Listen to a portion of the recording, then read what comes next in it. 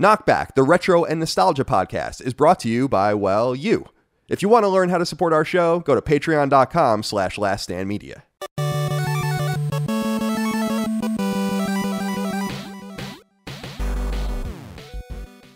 Greetings and salutations. Welcome back to Knockback. My name is Colin Moriarty. Today I'm joined, as always, by my brother Dagan Moriarty, who's 50 years old today. This goes live after his birthday, obviously, because we're recording it today. But happy birthday to you, Dagan. It's your birthday today. 50 years. That is... How do you feel? I mean, that's so interesting. That's so interesting. How could it be? How could it be? You're the... I don't mean this is an insult, like a childlike 50.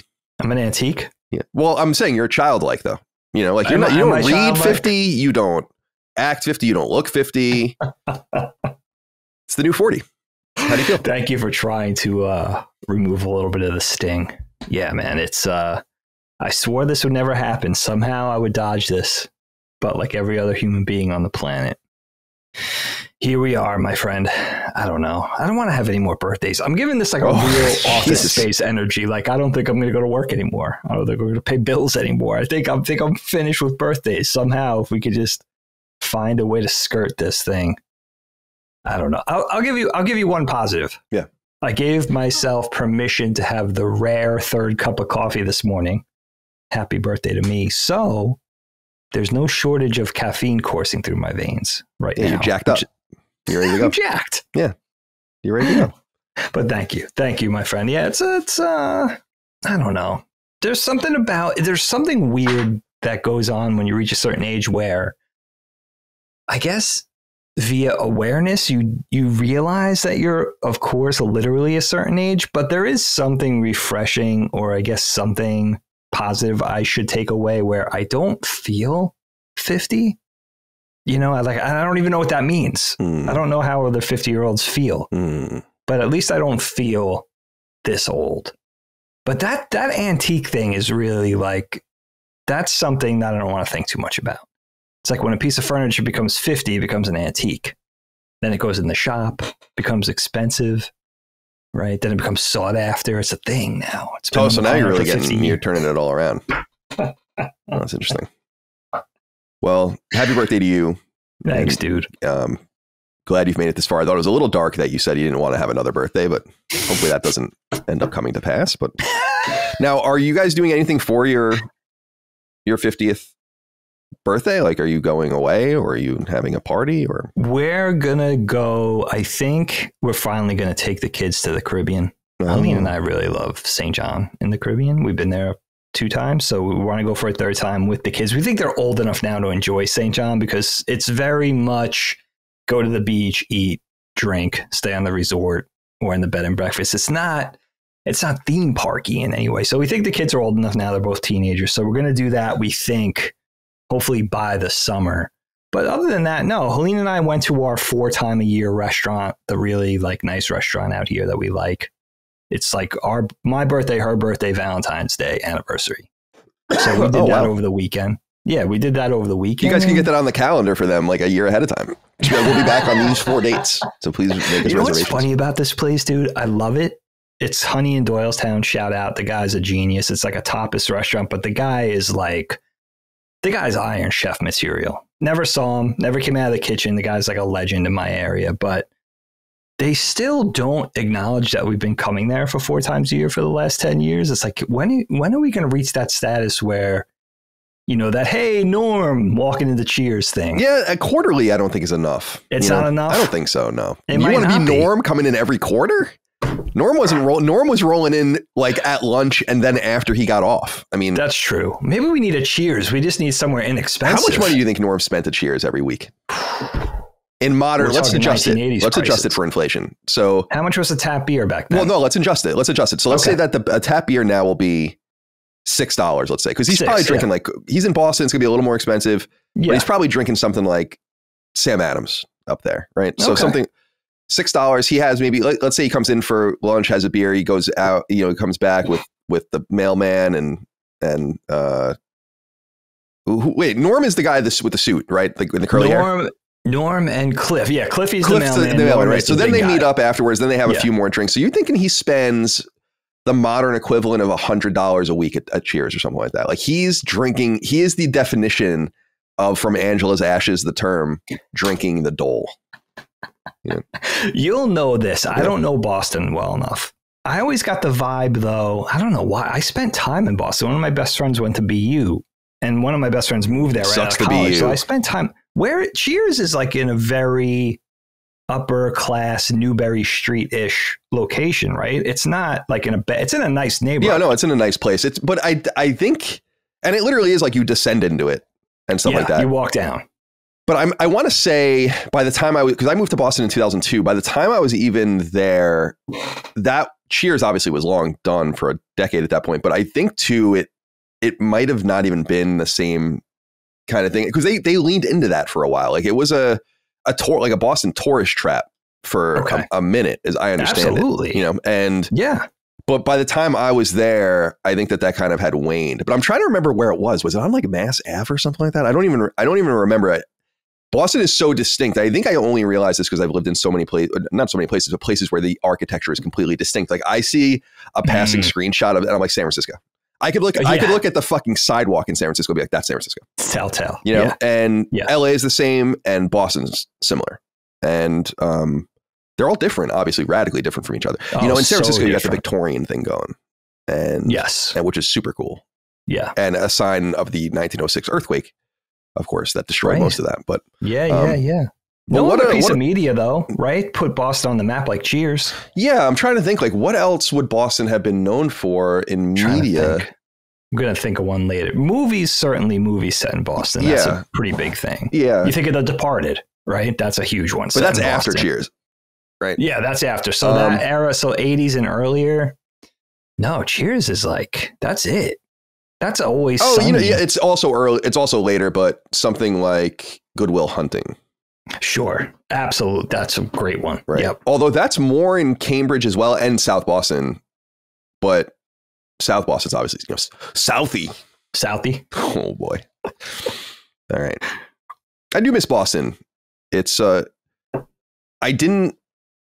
was really poor and really busy and just so far up my own ass with so many different things that I don't think I really enjoyed Boston the way I should have. I didn't enjoy San Francisco the way I should have until I was there for a long, like when there came a time where I knew San Francisco, like I know that city, like the back of my hand. I know it. Sure. But only because it's small and 7x7, of course, as I always say, 7x7 miles. And so there's only so much to know. LA, on the other hand, I'm like, I don't know, dude. There are so many parts of LA because it is huge. It's just a massive sprawl. It's intimidating. Yeah, it's like you can only really know parts of it. So I know Santa Monica and maybe a little bit of like West Hollywood, Westwood, that kind of area. But other than that, no. All right. Dig, total left turn, but let's get into the topic. I love it. It's Final Fantasy IV.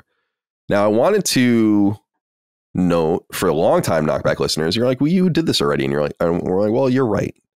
Back on June 7th, 2018, we published episode 16 of Knockback, which was audio only. And it was for Final Fantasy IV. Now, as people know that have been listening to the show for a long time or have listened to those old episodes, we kind of did things very differently back then. Not only we would record 6 or 8 episodes in 2 or 3 days, and we would kind of just jump around, and it was more reminiscence and a little bit of history and all those kinds of things. We do and again, audio only. So we do the show much differently now, much more in depth. And so it would make a lot of sense to go back to Final Fantasy IV. We've done this for a select other things as well. So this is, if you're wondering like, why are we doing this again? It's like, well, that is the reason. And so this is a redux in some sense, but certainly going to be a deeper conversation. Part of our Final Fantasy Pixel Remaster coverage. We've already done episodes on Final Fantasy 1, 2, and 3, so you can already find those in the back catalog. So this is Final Fantasy 4, and we'll get to 5 and 6 in 2024. No doubt about it. I'm looking forward to 5 and 6, but they're going to take some serious amounts of time.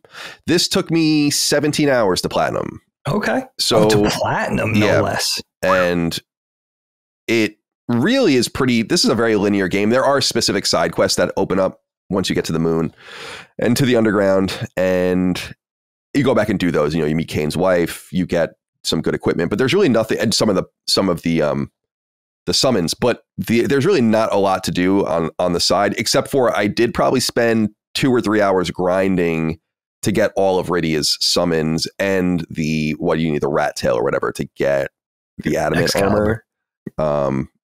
So I did have to grind. So it probably was, if I just played straight up, it would have been more like 14 to 15 hours, but there's just so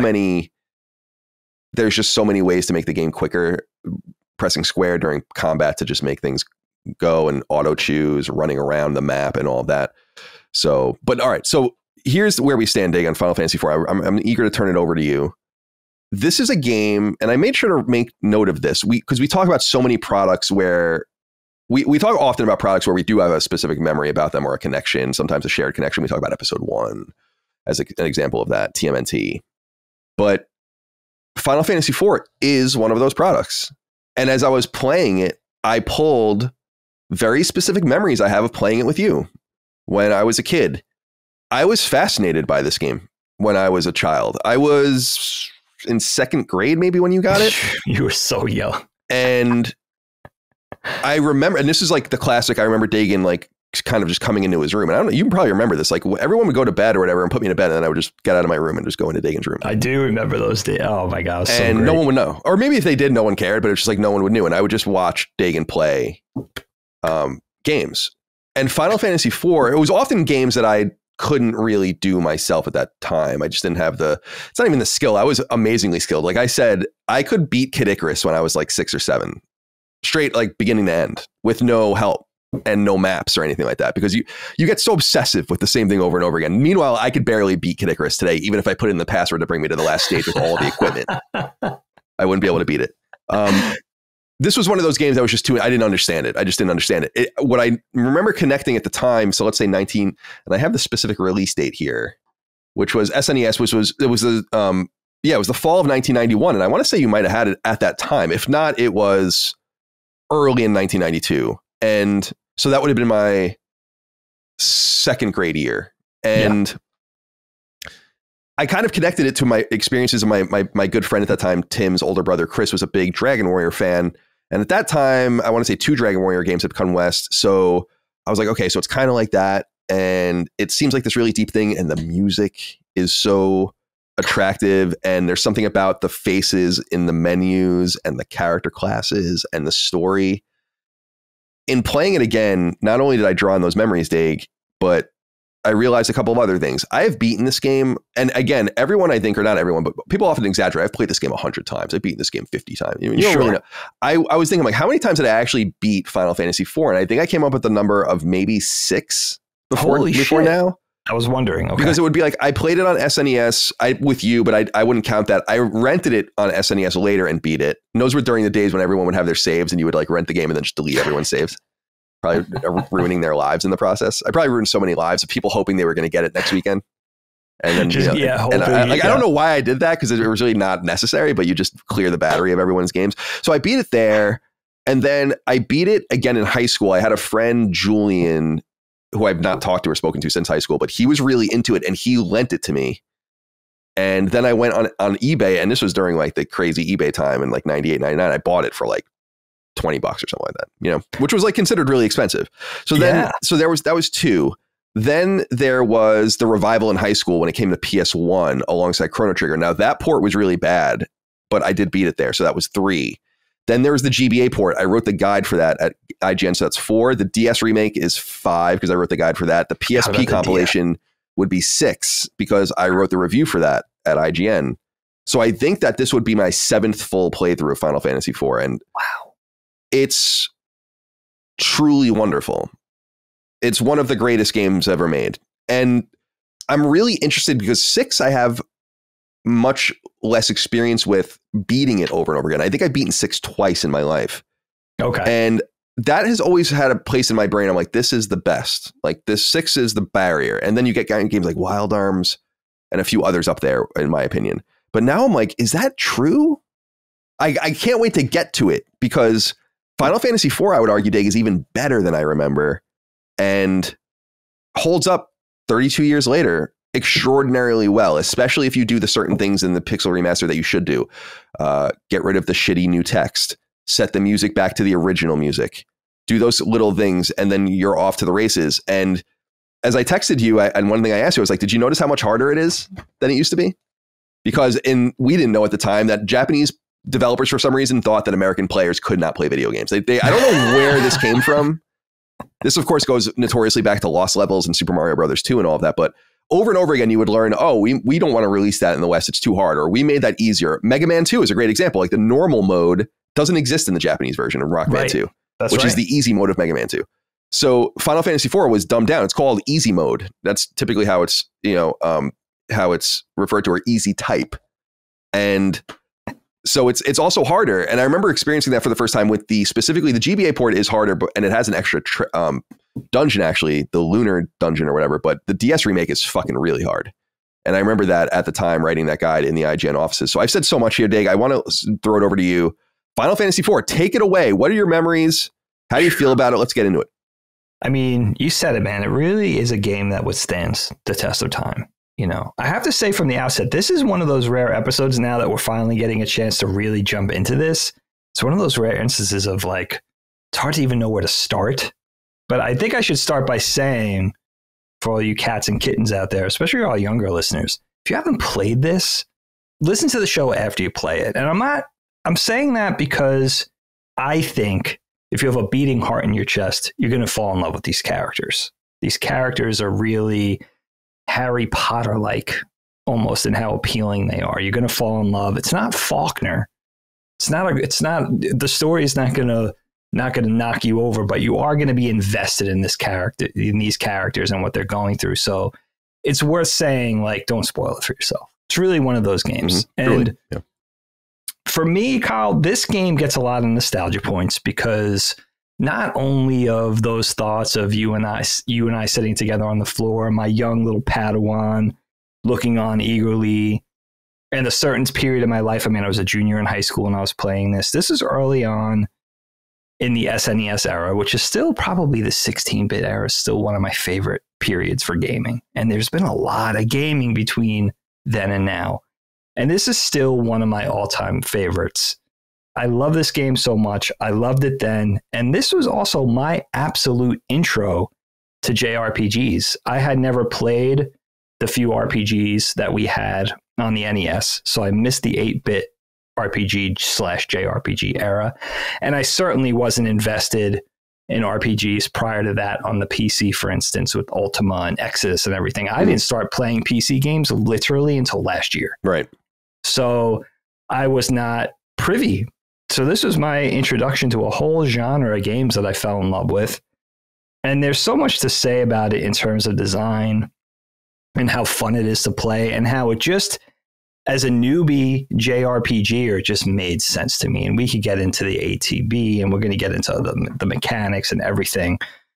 But this really, for me still, and again, like there's so many game eras and systems and consoles and years in between then and now, talking about this late in 2023. But this is probably the game, maybe with the only exception of Zelda: A Link to the Past, that feels so cozy to me. Like there's no game I want to get on the couch, wrap myself in a blanket with a cup of tea and just play and just get invested, because it's fun, but also because you're so invested in these characters.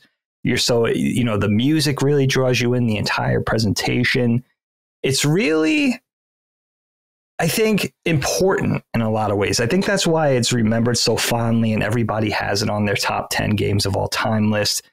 Not only because it's a stepping stone to things that came later that we fell in love with, right? Like Final Fantasy VI, which we're going to get into, and how JRPGs sort of reached this operatic crescendo with games like that. But this was one of the keystones in getting there. But just because on its own, it's so fun. It was so innovative. It did so many things. And you know what the other thing is? As a lover of fantasy and a lover of RPGs and JRPGs and everything, it was kind of the first time I realized that you could create these very elaborate worlds that pulled in a lot of other elements besides what we were already used to back then with typical fantasy. Swords and sorcery and wizards and dragons. And it really expanded that to include sci-fi and martial arts and even cyberpunk and all kinds of other things. And it was this world building that was so inspiring to me as a creative, as an artist too. So it really its tendrils sort of extended into things that became a part of me, not only as a gamer, but as an artist, as a writer, as somebody who appreciated these different genres. And I think it was probably one of the earlier times too, where I realized the stuff made in Japan was just special.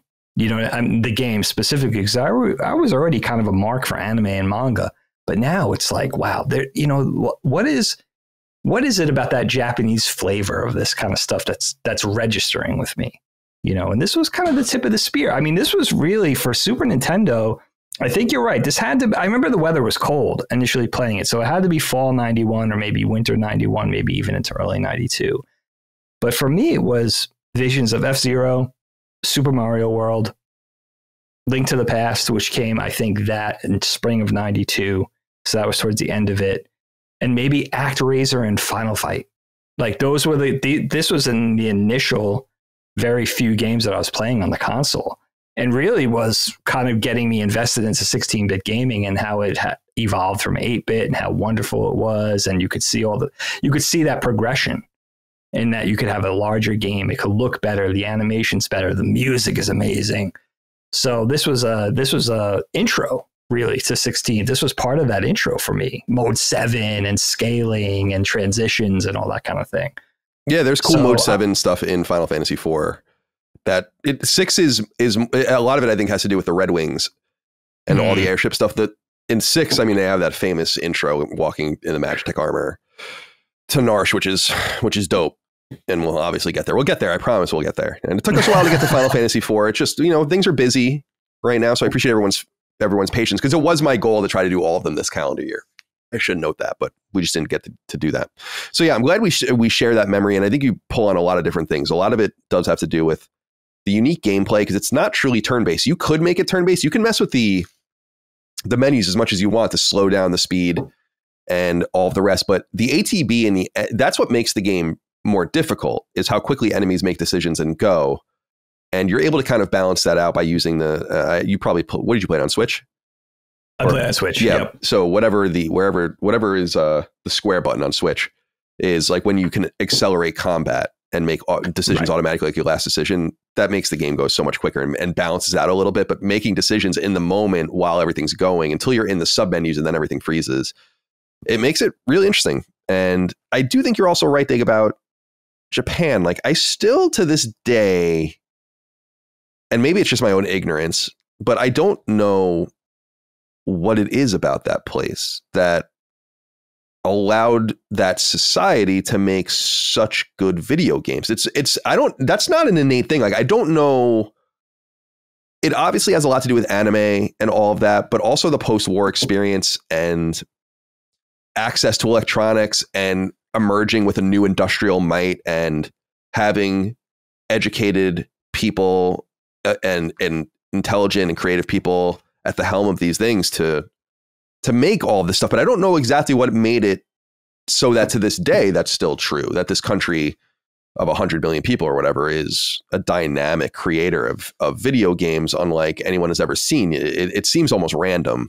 And so that, I think, oozes through in this game as well. But I'm glad that we do share those memories, apart from the game itself, which we'll get into now, because it is something that I think about a lot. In fact, I think Final Fantasy IV was somewhat formative for me just in being exposed to it, because I was so similar to what I say about the later on. It's actually around the same time, but it's a little later when the late Dragon Warrior games come to NES in the West, that they come with these massive maps and these pullouts. Like, there's so much shit in the box, and it just gets your mind going. And that role-playing games just really became a thing for me. And it's, as you said, we weren't PC people, so we weren't really exposed to what, in fact, the people who made Final Fantasy IV were inspired by, which is games like Ultima. And of course, we also at the time weren't really privy to competitors doing similar things, actually, to a great extent, like Phantasy Star. So there were contemporaries, and I don't know, man, Squaresoft in 1991, so powerful. Did you see in your research, I mean, this is old research, but that there's that mystery screenshot of Final Fantasy IV running on NES? Yes. Yeah. Which I think is supposedly it was like 80% finished in 8-bit form or something, right? Yeah, which is so interesting. I wonder what that was like. And also, apparently, the script was mega cut down, and you can tell which is one of my, if I have a complaint about the game, one of the things about it is that it just moves too quickly. But let's get into it. I wrote down a bunch of notes or a bunch of moments in the game. I thought that would be an interesting thing. It's just kind of the plot as it goes. And we don't typically do this on the show, but I think it'll give us some interesting things to talk about since it's very linear and since there are so many wonderful moments as time goes on. In the beginning of the game, we're introduced. Now, I'm curious how you say this because we've never gotten voice acting. Do you say Cecil or Cecil? Yeah. Like in your mind's eye, in your mind's mouth. It was only with the advent of YouTube that I even thought to say Cecil, and it sounds better, but I always said Cecil. Yeah, I say Cecil too. I have to stick with Cecil. Yeah, me too. That's the way I would say it as well. So Cecil is the captain of this airship squadron called the Red Wings. And they are an air force for the Kingdom of Baron, this powerful monarchy in the center of the world map. And we find them as they're returning from pillaging a town called Mysidia of one of their crystals. Now, of course, Final Fantasy typically, though not always, about crystals, and this one is, very much about crystals. Specifically here, the water crystal. And Mysidia is shown as a city or a town of mages that are largely defenseless and slaughtered in order to get this water crystal. And on the back, and see, so this is one of the things immediately. I'm like, what is this? Because I've never seen a video game do this. Remember, return to 1991 and think about it through that lens. On the way back to their mission, the men around Cecil, all of his people, his various soldiers and whatever in the Red Wings, are openly commiserating about what they just did, that they feel like it was almost a terroristic style attack, to the point where he is also kind of, it's interesting. You can, and I don't want to jump ahead and get to this idea I had, but this game is ripe for a remake, because like a really true remake and like the 3D beautiful Final Fantasy 16 style. And Final Fantasy 16 is so obviously inspired by Final Fantasy 4 anyway.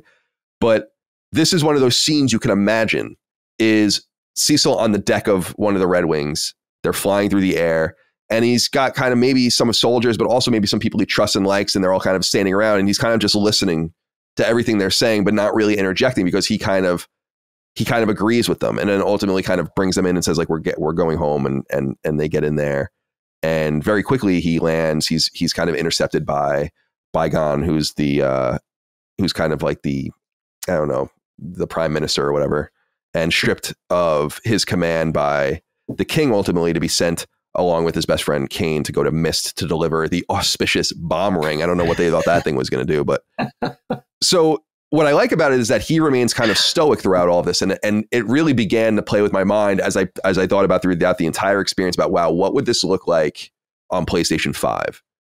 And this was one of those scenes where I was like, this could be super cool. You can imagine him even standing with his helmet under his arm or whatever, and just kind of leaning against the wall and just listening and taking it all in, and not even really seeing what happened in Mysidia, just knowing what happened because of what everyone's saying. And we learn a lot more about what happened there later. But so what do you think about this intro? This is an iconic intro. Of course, the music as well is, oh my God, to me, this is, and I don't know if it's just me because I have such a nostalgia connection to it. It's so early. I've played it so much. I love it so much, but this is a moment to me in video games for sure.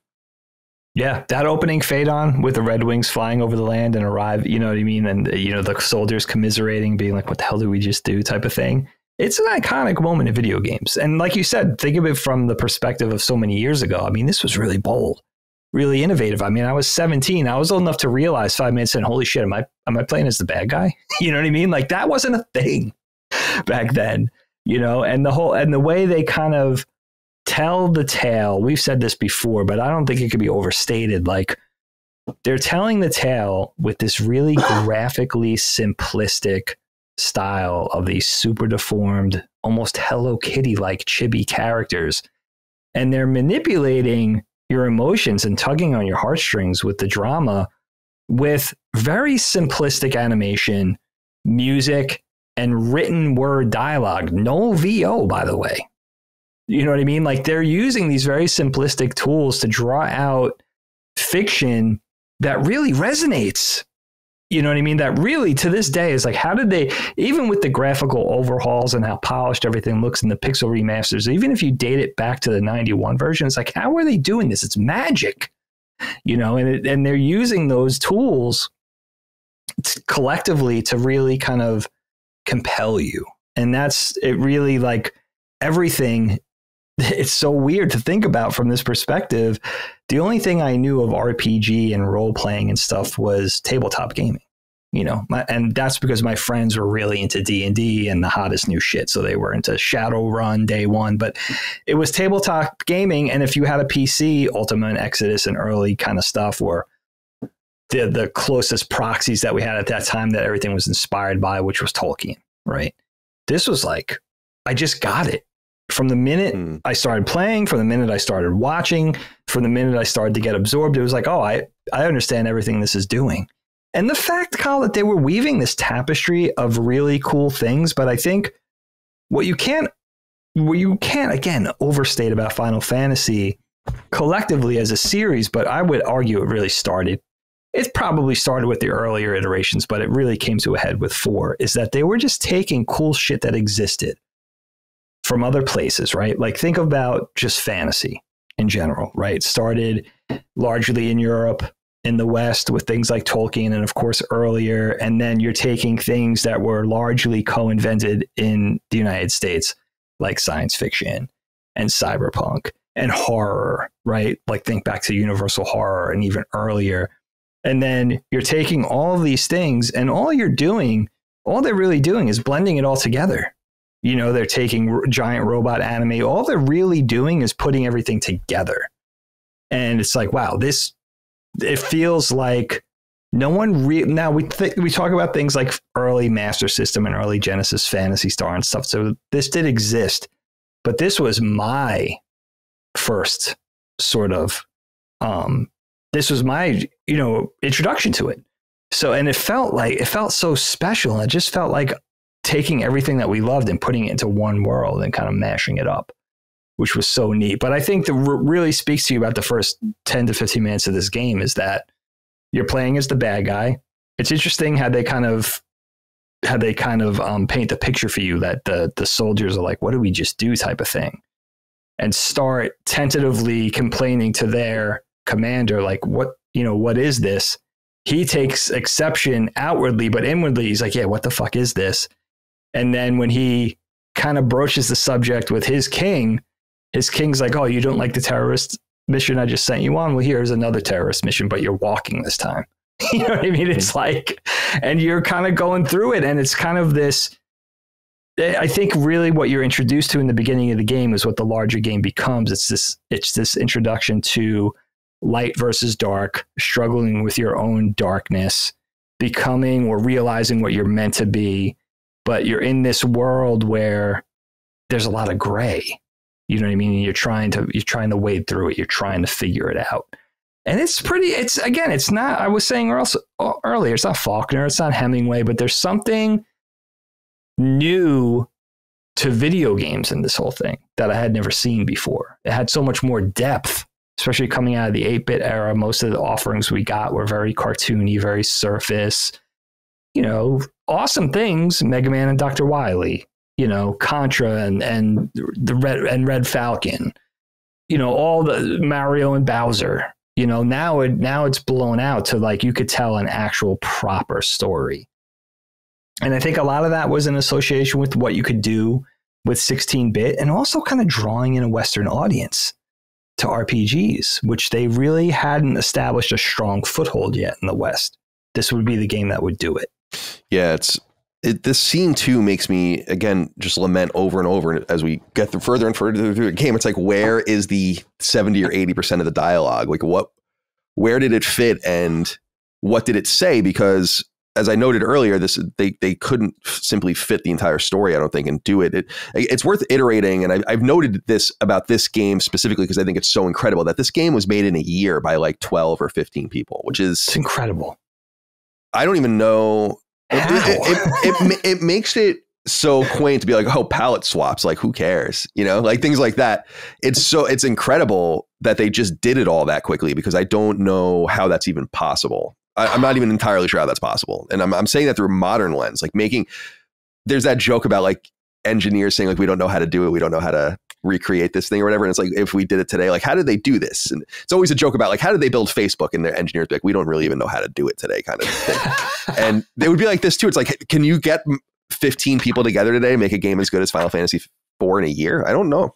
I don't think so. And it's incredible. So yeah, it is. It's truly remarkable. And it makes me long to know the texture, because the one problem that I have, especially with this part, is it's so quick. This part of the game could be hours. Sure. Because you don't even really know Cecil before he's just cast away. We only meet Kane when he comes in to kind of have Cecil's back, and then they're just sent off together. It's just very quick. It's like, oh, you want to go with him? Go with him. All right. And then and what are we doing? We don't know. What is this thing? The bomb ring. It's like, what? And then it goes and it explodes, obviously, which we'll get to in Myst, and they're all surprised. It's like, it's called the bomb ring. I don't understand what the fuck is going on here. So yeah, we have this defenseless people attacked.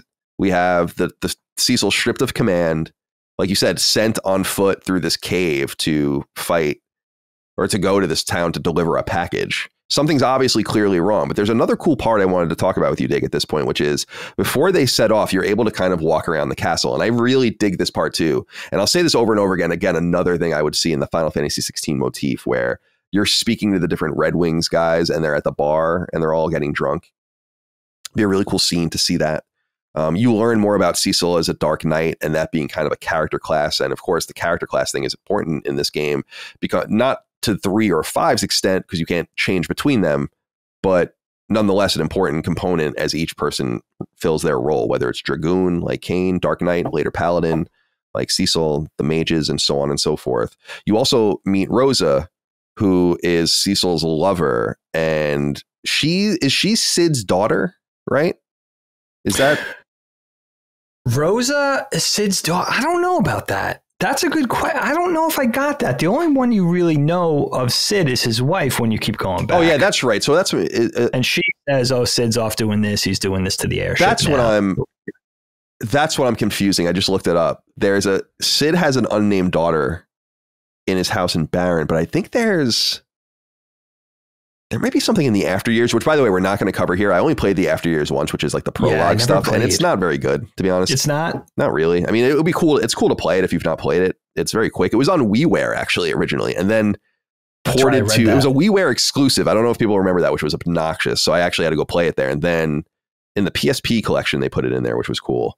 I'd love to see what they did, but I almost don't want to spoil it. It's about Rosa and Cecil's kid, Theodore, and like his adventures or whatever. Yeah, I need to look into that, because it's one of those examples where I guess they learned it, I guess, with Final Fantasy 7 to a degree, but Final Fantasy 10 for sure, which was we can actually do more games in the same series. Like each game is self-contained. And so I think they realized that with 4 later, like, oh, we're allowed to go back and make a Final Fantasy 4 2, basically. I love that idea. Which was just like Final Fantasy 7 had Dirge of Cerberus and Crisis Core, and 10 obviously had 10-2. Right. So, and 13 later would have 13-2 and 13-3 and so on and so forth. So I think that was kind of their idea. I just think it fell a little flat, especially because I don't think a lot of the people that were originally involved in the game worked on it. That's a hard thing to do justice to these characters. Yeah, truly. There's a magnetic draw to go back and revisit the world or do a sequel or a prequel, but it's like you gotta do it right. Well, would have been cooler. I mean, this would have been a remake in some sense, but just like put all the dialogue back in. Absolutely. Like just put it all back in and translate it. That would have been way cooler, but nonetheless. So I like this time, this first of all, and maybe again, this is just me having such a connection to this game specifically, but Baron is such a nostalgic location for me. And going to all the different towers, going and meeting Cid, being kind of cut off from the engineering wing for a little while. You go there later in the game, going to your own bedroom. I love going into your bedroom and you meet one of the maids and she's just like, oh, I made your bed or whatever. And just kind of leaves. It gives you a little feel for everything. They do a really nice job of exploring verticality in these different maps and it's like you said, it just makes sense and it just reads right. And so I really, really enjoyed that section, meeting Cid. Like we said, Cid, who recurs in later games, of course, is a different character, but he's kind of like their engineer and kind of the guy in charge of the Red Wing fleet itself, like as ships. And you have that beautiful prologue text at the end over the wonderful pixel art of the castle. I love that. The crystals I love having that come in a certain way, minutes into the game. It's very dramatic. It is very dramatic. Yeah, like the games didn't really do that, where it's like No. an hour in, we're going to introduce you to the title screen, which is a thing a lot of games do now, but it wasn't a thing that did. And I love the line I was going to say, the crystals merely shed their light in silence. That's an awesome line. Awesome. I'm sure it's translated. So shout out to the localizer, but. And it makes it feel big. You're like, oh, it's starting now. I thought it started 20 minutes ago. You know what I mean? So it's like, that makes it feel like it's really something on a grand scale. We weren't used to that in games yet. You know what I mean? This was the first one, really. Yeah. So what do you think about this meeting? Let's talk a little bit about meeting Rosa, meeting Cid, a little bit about Kain, what you think of him. Because Kain obviously is so cool. We learn a little bit about Kain here, that his dad was a dragoon and he's kind of obsessed with being like his dad. Again, this is the stuff that could be fleshed out, but is never touched upon again. Very similar later on when Kain kind of has that weird scene where he's kind of like into Rosa and they just never touch on it again. Oh, yeah. You're right. And so, yeah, this is another thing that's probably lost here. But yeah, what do you think about this scene as we're preparing to leave for Myst?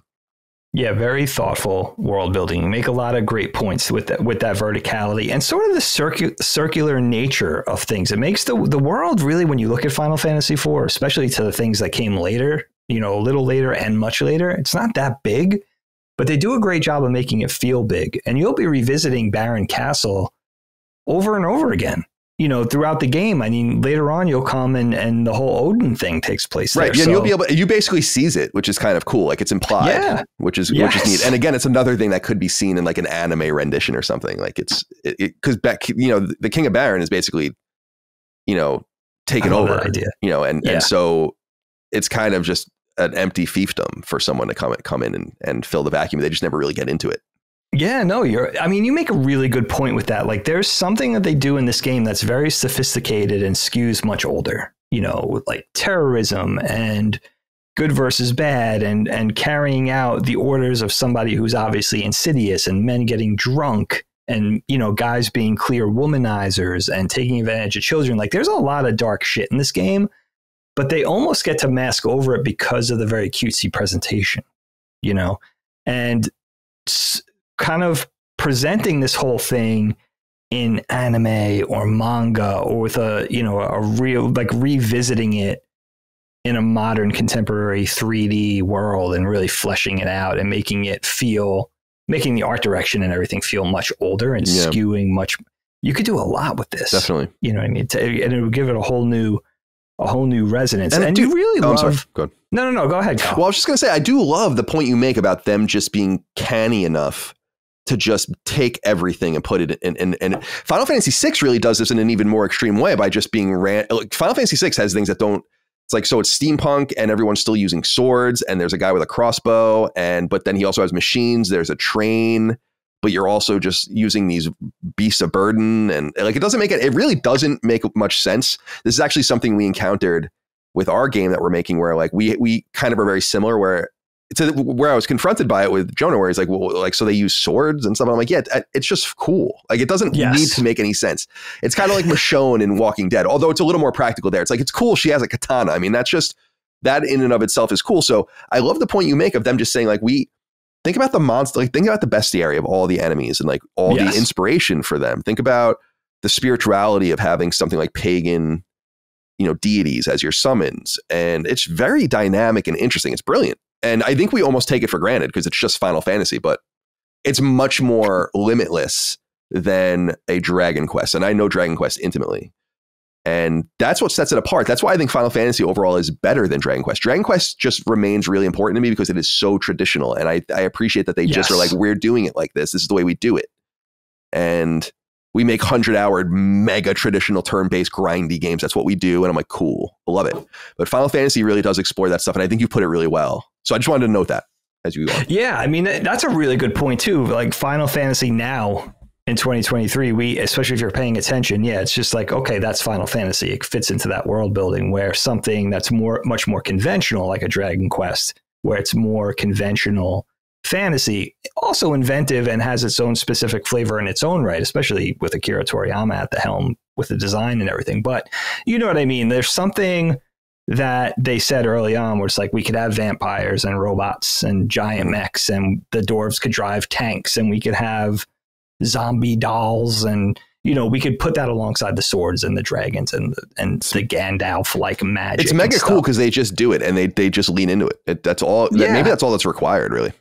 Yeah, there's something brilliant about that. There's something bold and kind of fearless about it, but something that they do just enough where I know you and I get into this conversation a lot. It's like, how do you balance the cool with that's kind of, there's something irresistible about tying that in, but how can we also suspend the disbelief a little bit? And they do things like that in this game. Like the dwarves exist underground. They're very of the earth, of rock, of stone, but they drive tanks. Now, it would be a little more of a departure if the dwarves were flying around in airships, but there's something about a tank and a dwarf that makes sense. It's like, oh yeah, the dwarves drive tanks, of course. They're not airborne like Baron or something like that. So there's always something in there that there's some sort of rule building. There's a Bible, even if it's sometimes a little broad, that it's okay, I could buy that. You know what I mean? And again, I'm all in on just making it fun. And there's very early on in this game, you realize things are moving very fast, as you say. Things move extremely quickly. We'll get that when we talk about Rydia more, especially for me, because she's one of my favorites.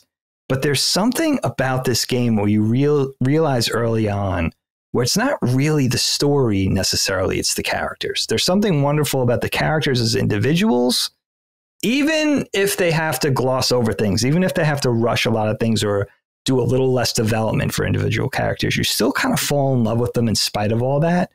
And there's something very Harry Potterish, again, with not just the characters as individuals, but the characters as separate and adjacent groups. So friendships, enemies, allies, rivalries, backstabbing, betrayal, people that form unlikely alliances, right? There's a lot of that there's a lot of that, I don't know, something like that Hufflepuff, Gryffindor, like there's something about the way the characters form up and team up and their relationships with each other that get you very invested. Which reminds me of something that, I always think of Harry Potter in that regard, where it's not really, the story's okay, borrows from a lot of things. J.K. Rowling's writing, not the greatest, but the characters she created are why I was there for every novel and every movie. It was like, I want to see what happens with these characters. I'm invested in these characters. I need to see how it plays out for these people. And this game has that, and again, it will be taken. We talked about this a little bit via text. We try not to say too much because we want to save it for the show. Save it for the show is sort of the philosophy. Right. But they'll do this. And when we finally get to Final Fantasy VI, that's going to be a big one for us. And again, like going to an operatic scale where the world, the amount of characters, good and bad, it gets big, but they're still painting on a very small canvas with Final Fantasy IV. And it's just enough to be compelling and interesting, but it still feels intimate, and again, like there was a lot they could have done in the story where you go to new places, but they have you circling back periodically to Baron and Mysidia and some of the other places that make it feel like they get you sort of familiar with the world. It makes it feel very realistic in a way because you're planted in these places. You can only go so far. So it's still, there's something that's really cool that the boundaries haven't been blown out yet. It's just enough characters, just enough world, just enough story, just enough plot to be invested in without it sort of being blown off the hinges as it will be later. I think of things like 6 and 7, which are wonderful, but feel massive. 4 is still doing it on a much smaller scale, which I think is really cool. And I think that's part of the reason why you care about these characters and their mission. As we get further into the game, we go through, Kain and Cecil are together. We learn a little bit about them and their friendship. Things feel a little uneasy. You don't really know why yet. And then in Mist, so that's the town they're going to on the other side of this cave that they go through, and it's worth noting in the cave they fight, it's basically the first boss fight in the game against the Mist Dragon. And this introduces something cool in the game, which the game does over and over again, and it's not unique to this game, but it's unique to Final Fantasy at this point, which is the bosses in ATB / turn-based battles have this dynamic range of statuses. And we'll see this later when you fight like the Octomammoth, for instance, and his arms start disappearing as you fight him more. Or you'll fight bosses with multiple parts in which each part does a different thing. Like one will regenerate and one attacks, and you can't really get rid of all of them, or they come back. And so you need to figure out which one you want to get rid of. This is the first time they introduced it in the game with the Mist Dragon, where the Mist Dragon turns into mist and you're not supposed to attack it at that point because you miss. And it's just teaching you that, and kind of a clever tutorial about when you have these encounters with these stronger foes, there's going to be something about the fight that is unique. And that happens pretty much over and over again in the game, which I think is really cool and makes it different from a lot of turn-based role-playing games, even today's, where bosses are just heavy hitters with lots of hit points. But that's not really the case in this game. We did note in Final Fantasy 1 and 2 specifically that the games felt really easy. And 3 felt a little harder, but not super hard. This feels just harder because you just have to figure that stuff out. But once you do, the bosses fall pretty quickly, with some exceptions. And if you just level your characters up, that's the beauty of games like this. It's the beauty of games like we make at Lilymo with Habroxia. It's like, just spend enough time grinding and you can make the game manageable for yourself. If it's that hard, just grind your character until your character is stronger. So that's not really that skill driven. So by the time anyway we arrive to Mist, Rydia.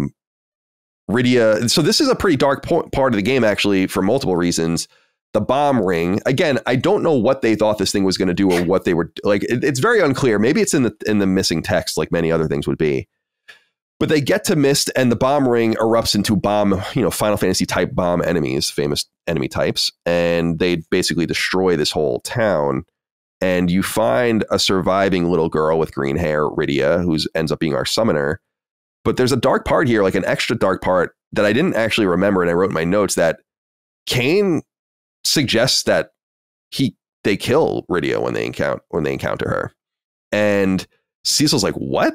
And then Kain kind of acts like, "Oh, no, you're right." Like, kind of, it's not very subtle about how he's stupid idea. Yeah, like, well, he's turning, and it's not very subtle. But I like how Rydia isn't really interested in dealing with them. Summons Titan, it separates them, and Kain's whereabouts become temporarily unknown. And so you find yourself at a desert town in the north, and Cecil ultimately ends up saving Rydia from a group of Baron soldiers.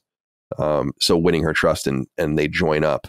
So what do you think about everything that occurs in Mist? We're introduced, like you said, to one of your favorite characters here, Rydia, and she's just a little girl, obviously. I'll look up exactly how old she is. Do you know? Let me see. I think she's 8. 8? Yeah, so she's a little older. Yeah. Before she comes back. Yeah, right, exactly. And that's a huge part of the game. That's a huge part too. Yeah, she's a little girl before. Yeah, so she's actually 7 in the game. She's 8 in the interlude. And yeah, she comes back as what does she come back as? 24 or something like that? I don't know what it is. But, that I don't know. Well, I guess she would still technically be as many years old, but that's kind of what makes her and Edge's relationship a little creepy, but we'll leave that for another time. So yeah, what do you make of all of this? The little girl abandoned. We find out an important part that the Mist Dragon is her mother's summon, and when you kill the summon associated with the summoner dies. So that's how her mother died, and leaving her alone in this horrible situation. So it's really dark. And again, I'm going to keep saying it. Imagine this in modern graphics or in an anime or something like that. This scene in Mist, the insanity as everyone's dying, as Kain is looking to maybe kill this little girl, and then she attacks them with her summon and splits them apart. Yeah, you make so many good points. It's really ripe for a reimagining that way. It'd be so cool. Something playable, even, bonus points for that. But even an anime or manga, I would love it. I would love it. I mean, if it exists, I don't know about it. So, yeah, Rydia, this was a special character to me in 1991. We talk about this a lot, very OCD, very persnickety about my JRPG rules when I play. You're the same way, I know, with your picadillos, but started here where, when I'm trotting in or walking around the dungeon or the overworld, it's got to be Cecil. I can't have it be another character. Me too. Yeah. Right? I can't rename characters. No. Naming way, not my guy. Naming way. Not my kind of guy. He's hilarious in a brainy Smurf capacity, but yeah, I'm not going to read it. But I did rename. I was on a big X-Men kick in 1991, and Psylocke was like my shit. I loved Psylocke. Oh yeah, I remember. Yeah, you had a few even comics with her on the cover and such. Yeah, loved her. Jim Lee Psylocke was like my whole thing, and I loved Liefeld at that time. I just loved X-Men and X-Force, and So I remember briefly going against my own rules and renaming Rydia Psylocke, and then realizing this isn't right. I love this character too much. I have to be as she was given to us. Yeah. You know, so I read it, but this was a special thing for me. I never heard of a summoner before. And I realized why it was so cool. You were combining a wizard, which is awesome, basically a dark mage, with kaiju, with giant monsters. So this little girl could summon giant monsters with her black magic. It was like, yes, please. What the fuck? Where has this been my whole life? Like, I always wanted to do some sort of thing with the idea of Rydia at the helm, like a little girl that could summon these giant monsters that protect her, which I guess they did later on with things like Vampire Princess Miyu, if you're into that anime, that OAV from the 80s. But I always loved the idea, and I was on board for her. And I loved how she's one of the more fleshed out characters, where I think characters like Rosa are criminally underdeveloped. You kind of just get her as the love interest. You get very little texture. It's kind of a shame. But Rydia, they really they give you a lot more of her compared to most other characters in this. But yeah, this is one of those instances early in the game, maybe the first time where you're like, things are moving real fast here. Kane and Cecil come in. I love your idea, your joke about Kane being like, that was a bad idea. Forget I even said that type of thing. Mind. Never mind. That was awful. Giving himself away. But that whole thing of like, we just came in, we destroyed your whole city in a giant firebomb, killed your mom, killed your mom's dragon. You're now an orphan. You're the only survivor. And she kind of reluctantly, vis-a-vis a few sentences of I'm not going with you, arms crossed, joins the party. Where how cool would it have been if you could really just let it breathe a little bit, like maybe the first 5 or 6 battles, she's in the party, but she faces the other way with her arms crossed and refuses to do anything. When she has and you see that she has all these summoning monsters at her disposal, but she won't use them. Especially when you need help in like a really critical fight or something. It would have been really cool just to put another hour in. You know what I mean? Where it's like at first she just refuses to help, and that's cool. That type of thing. Yeah. But again, just because they have to move things along at a certain pace, at a certain brisk pace, I would say. They can't let it breathe like that. But this character for me, and the fact that, no spoilers, we'll talk about this later, but that she goes away for a while. I forgot how long you don't play as her. That was the other thing, Kyle. I should just put this in. I had only played this game and all the way through probably twice and beat it twice. And it's been a long time. And I only played the Super Nintendo version. So there had been, I had a great love for this game and plenty of memories, but enough time had elapsed where there was a lot of stuff I didn't remember. And that was one of those things. I forget how long you go for her without her until she comes back into your party as whatever she is, a young adult, a teenager, and an older, now established summoner. But, she's not a little girl when she comes back into the party. But I forgot how long you go without her, because I was like, when is Rydia coming back? Like, that was my sentiment for hours. I was like, when the fuck is Rydia coming back? I know she's coming back. They do a really good job. I mean, one of the things I love about this game to that point is, while it's cool to be able to customize your classes, and later there's not many characters in 5 playable characters, and then in 6, you can really exchange your characters at will, with a very rare exception. There are times where it's like you have to have this person in your party, but otherwise you can make your party whatever you want. There's 16 characters or something. It's really cool. What I like about this game is that it's just constantly mixing people in and out of your party, and you have no control over it. And it's just, that the game is designed around you having those characters, which I feel is very boutique-ish and interesting to say, this dungeon is designed, we know who you have in your party. So you can do this. Like, if you're having a hard time doing something or you feel underleveled, maybe that's different, but I love that. It's why role-playing games like this give and let me rephrase, these games like this give and sometimes actually offer this idea of complete nonlinearity and open world, but it's not. It's a world map with little locations on them, often that you can not even get to. And then when you can finally get to anywhere you want to, you might find 1 or 2 special things, but it's generally still bringing you on a path. Final Fantasy IV really leans into this, and I think it benefits a lot from it. But to your point, Dig, this is where the game, I think, really gets the speed. This next part speeds up, and it's like, man, slow down a little bit and tell us what's going on. Because ultimately, Cecil and Rydia make their way to Damcyan, and they run into Tellah en route here. Now, Tellah is a famous Final Fantasy IV character. Love Tellah, and really the only character I think in the game that dies, like straight up does die, right? Yeah. Of the playable characters, which is interesting because there's a lot of like Yang looks like he dies, Porom and Palom look like they died, and so on and so forth. And none of them actually do. He actually does die in a little while, but his daughter Anna is in love with Damcyan's musician prince, who's Edward, who's another famous character, although I think for different reasons. And I'd like to know more about what you think of that about him. And Tellah basically wants to stop their nuptials. And Cecil is in pursuit.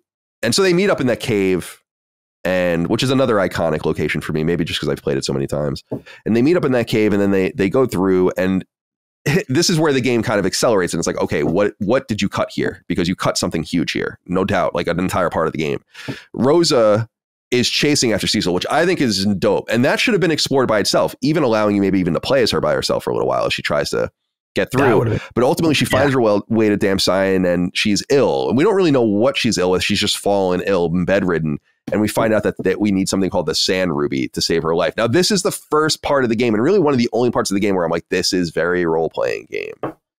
You need, it's like, all right, slow down a little bit. We need you to do this other thing that has really nothing to do with anything in order to kind of heal this character. And you're kind of distracted as well by this interchange between Anna, Edward, and Tellah. Ultimately, you guys end up fighting the Octomammoth, which I brought up earlier. And I love this waterfall cave fight because, and again, this is another cool touch. Just the more you beat the shit out of Octomammoth, he loses his arms. And I think that, and it's all different sprites. And I think that that's completely unnecessary. I mean, this is another example of just something that's not really necessary, and they really take that in with Ultros in Final Fantasy VI, who's the famous like octopus character. Right. Who's amazing. And just a totally ridiculous character. Like, well, I don't know what Ultros is all about really, but I love this little touches like that. And the other thing that we discover here as characters start coming in and out that I really love, Dagan, this is just a nice touch, is that everyone's on different levels, like experience levels, the experience level is not just a statistic. It's supposed to be an inclination of how powerful the character is within the realm of the world. And so having them at all different levels, and Tellah, for instance, being able to use really powerful magic, Tellah will never get more than 90 magic points because they don't want you to use Meteor early. Right. But he knows all of this magic already. Meanwhile, Rydia, would know, her summons and a few black, when we get her back, a few black spells or whatever. I don't know. I just dig that. Bring them all together. They're not all equally powerful.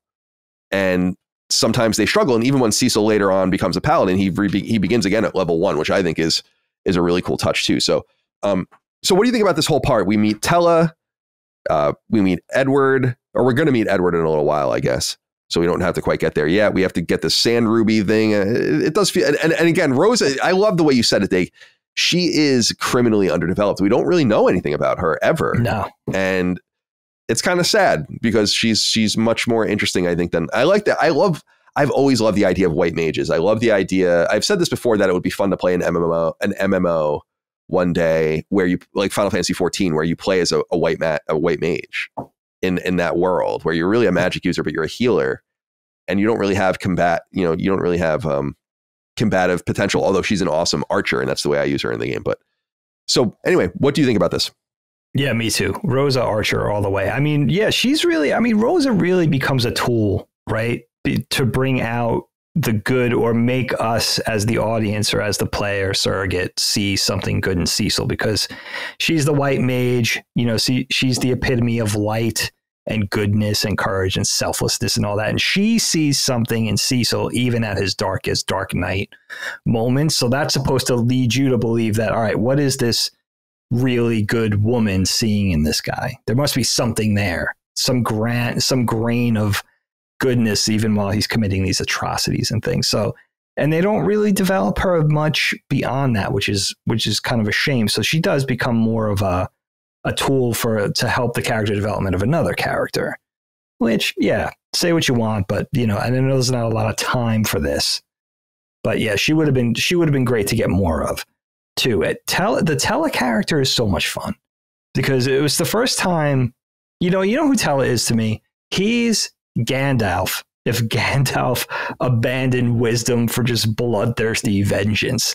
You don't usually have the wizened, wise, sage, senior character of the party. That's usually the guy who's preaching patience and diplomacy and slow and steady wins the race and strategy, right? Tella is just like, his daughter is murdered and he wants revenge. He wants his pound of flesh. He sees red. And he probably would have, if he led the party, he probably would have got the party killed on a dozen different occasions. You don't usually see the Gandalf type like that. So I love that he has all the power and none of the restraint. It makes it dangerous for him and everybody he surrounds himself with. And they do it with comedy and levity, and that he's a kind of a crazy old coot. But there's something really inventive about just taking the old wizard and thrusting it into a space I had never seen before. Again, just a simple but inventive little spin on a typical fantasy character makes him so much fun. And that's why we remember Tella. That's why we're still talking about these characters, Spoony Bard. The Edward character. Yeah, Spoony Bard. There's a character in Final Fantasy 16 called Spoony Bard. That's like one of the characters in like your encampment. Who's a is he a player? Is it an NPC? It's an NPC, and he like sings songs about your adventure, and it's just called Spoony Bard. Yeah. Is it supposed to be Edward? I don't know. I don't think so, but I have a theory that these worlds are connected because Final Fantasy 16. So, and I talked about this in the Final Fantasy 16 review discussion a little bit. So it cites Final Fantasy 4 so often that it's almost impossible to imagine that they're not connected. But what's especially weird about it, and I don't know where they say this, I forget, but they make it clear that Final Fantasy 4 takes place on Earth. Like Earth, our Earth. It's Earth. And that's interesting because that's not really the way most of the other Final Fantasy games position themselves. They're just Earth-like planets, but they make a specific reference to there being a planet between Mars and Jupiter, which would be the asteroid belt now. And I'm like, so it's Earth. Like it's Earth. And I thought that was pretty interesting too. So maybe there's a connection. Even I don't want to even say what I was going to say because it's a complete spoiler for what I was going to say about something unrelated. But this indication that maybe it's like us in the past or something. Or I love that. Because I don't think they ever make. I guess Final Fantasy VII would be similar because you see the solar system, right? When you use Knights of the Round or whatever, or whatever it would be. And when Sephiroth casts his, what is it, Comet? Oh, Comet. Maybe that's what it was. And then goes through the whole solar system. Goes back from Pluto to. So it's not exclusively there, but I thought that was interesting too.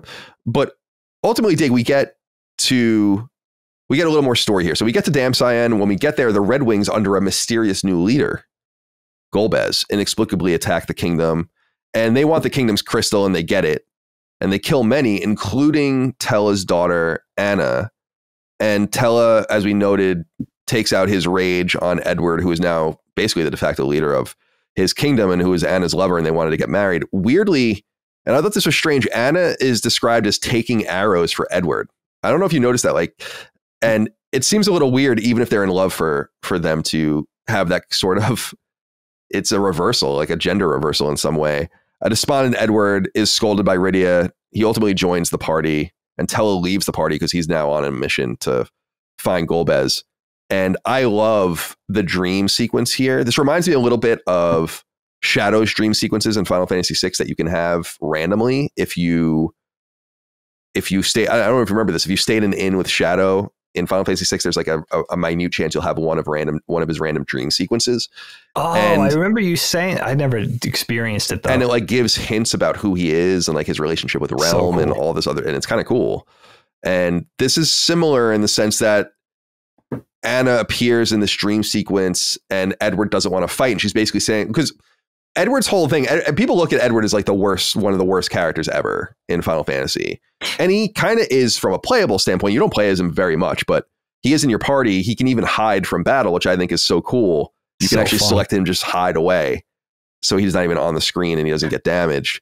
But I like how Anna even appears and knows him well enough in kind of the spiritual form. It's like, you have to fight. Like, you have got to fight this, the sea creature or whatever was in front of him. And so I really dig that a lot. So yeah, talk to me a little bit about this. Dam Cyan under control. The next crystal taken. Tella leaves. Anna's dead. Edward joins the party. Rydia's in the party, back in the party, as we know now at this point. And now the team is on the hunt. We're about to meet another new character in a little while, but what do you make of this section of the game? Yeah, I mean, Edward, he's an interesting one for me. I remember not liking him when I was younger, but this time around playing, I felt a little bad for the character because you realize you're in this world of warriors, whether they're conventional warriors like Cecil and Kain, at least Cecil initially, or they're mages, right? They're powerful warriors. He's a bard in this sort of troop of all other warriors. So there's something in it that I would say he's less of a coward and just he's not a fighter. But of course, the hide command flies in the face of that. And I love having that in there. It's super fun. He's just not built for this world. You know what I mean? He's a character who's a musician. He's emo, right? He's the sensitive type. He's just not, he kind of flies in the face of the other characters. He's not really built for this party. And the fact that you get to have this character in the group, he's sort of seen a little bit as the coward, or at least as the baggage, right? It's a little bit of an escort mission. You feel like once Edward joins the party, it's like, is this character going to be able to carry his weight type of thing? But I like, for story purposes, I like having that character in there because this wouldn't just be a world of warriors and fighters and people that were taking up arms. This would be a world of all types of different people.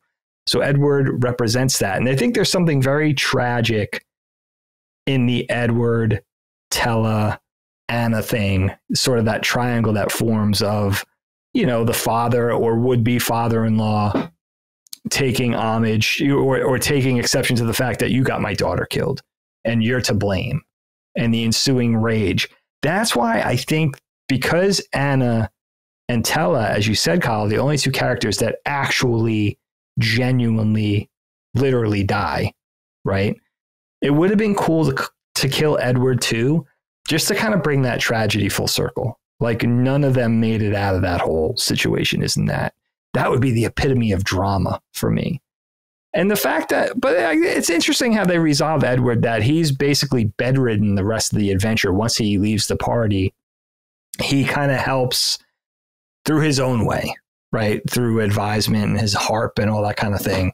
He has to kind of help by being removed from the situation. So it's interesting to have this character who's unlike really the other characters, where he's a different type. You know what I mean? He's not the conventional warrior. He's not the powerful magician.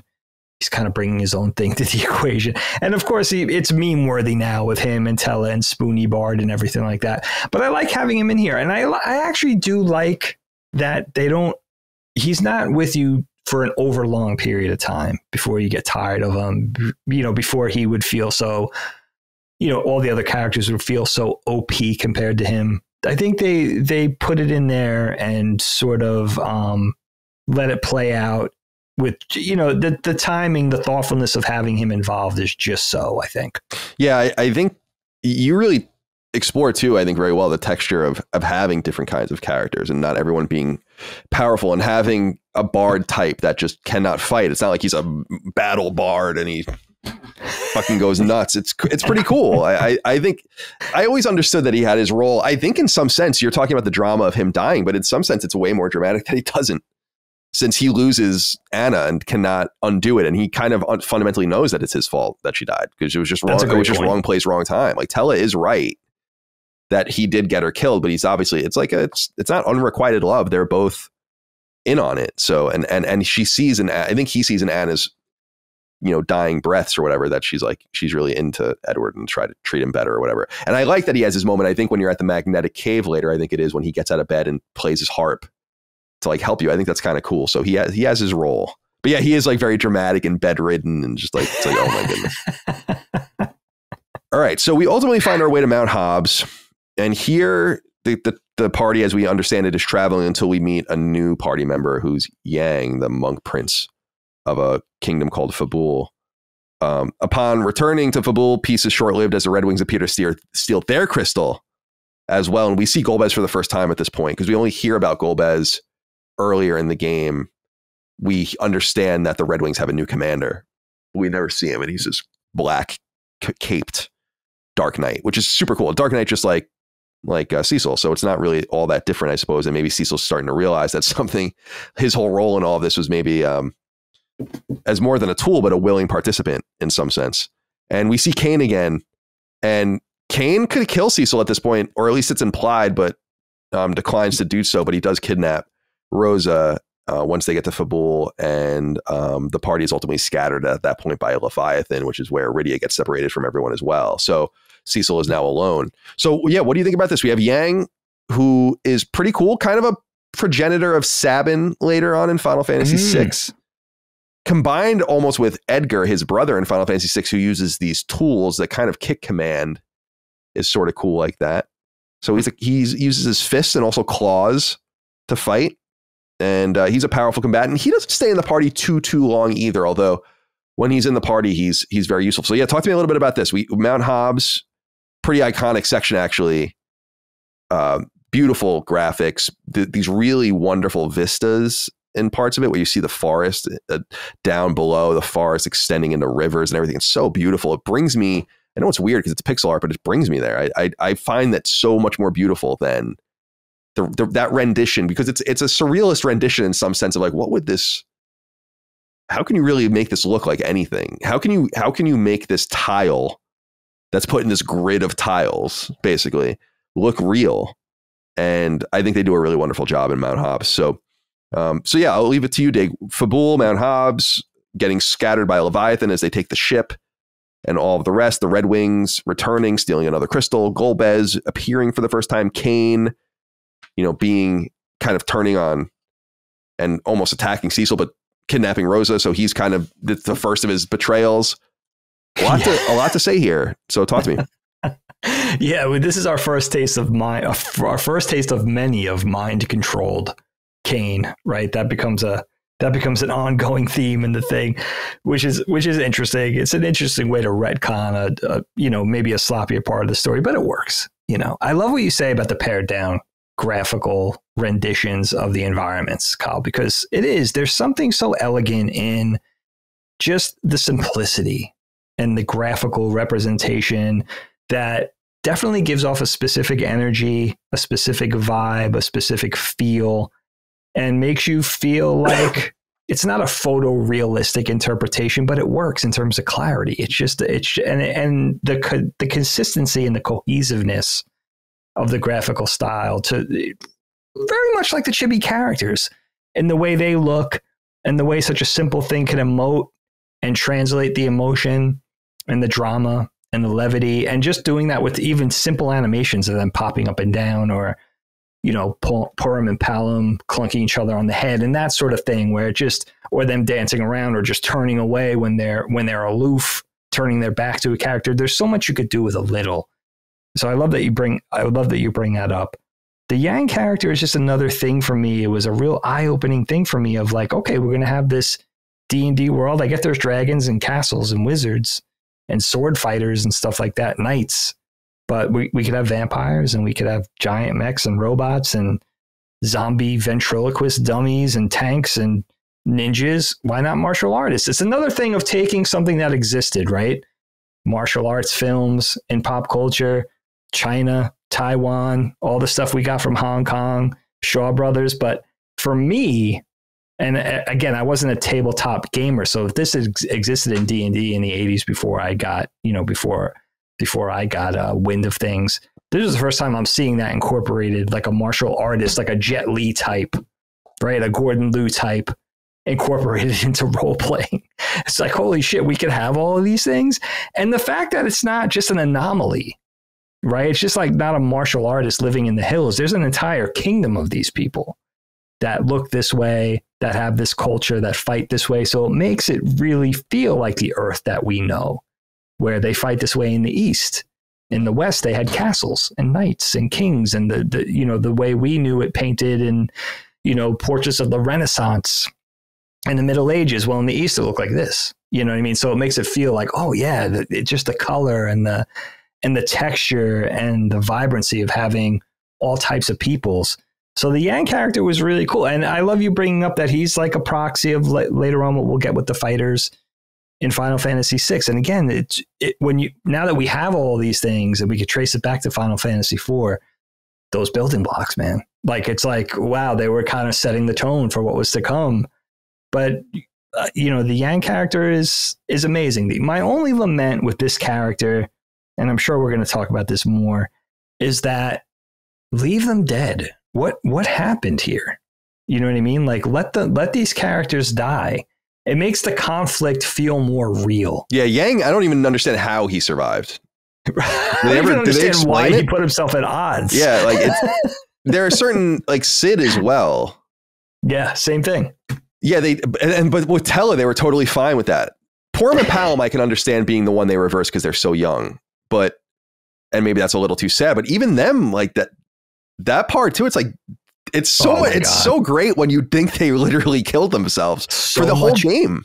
Yeah, that's the drama. I mean, with Tella, I understand because they had to clear the palette for Fusoya. It would have been redundant.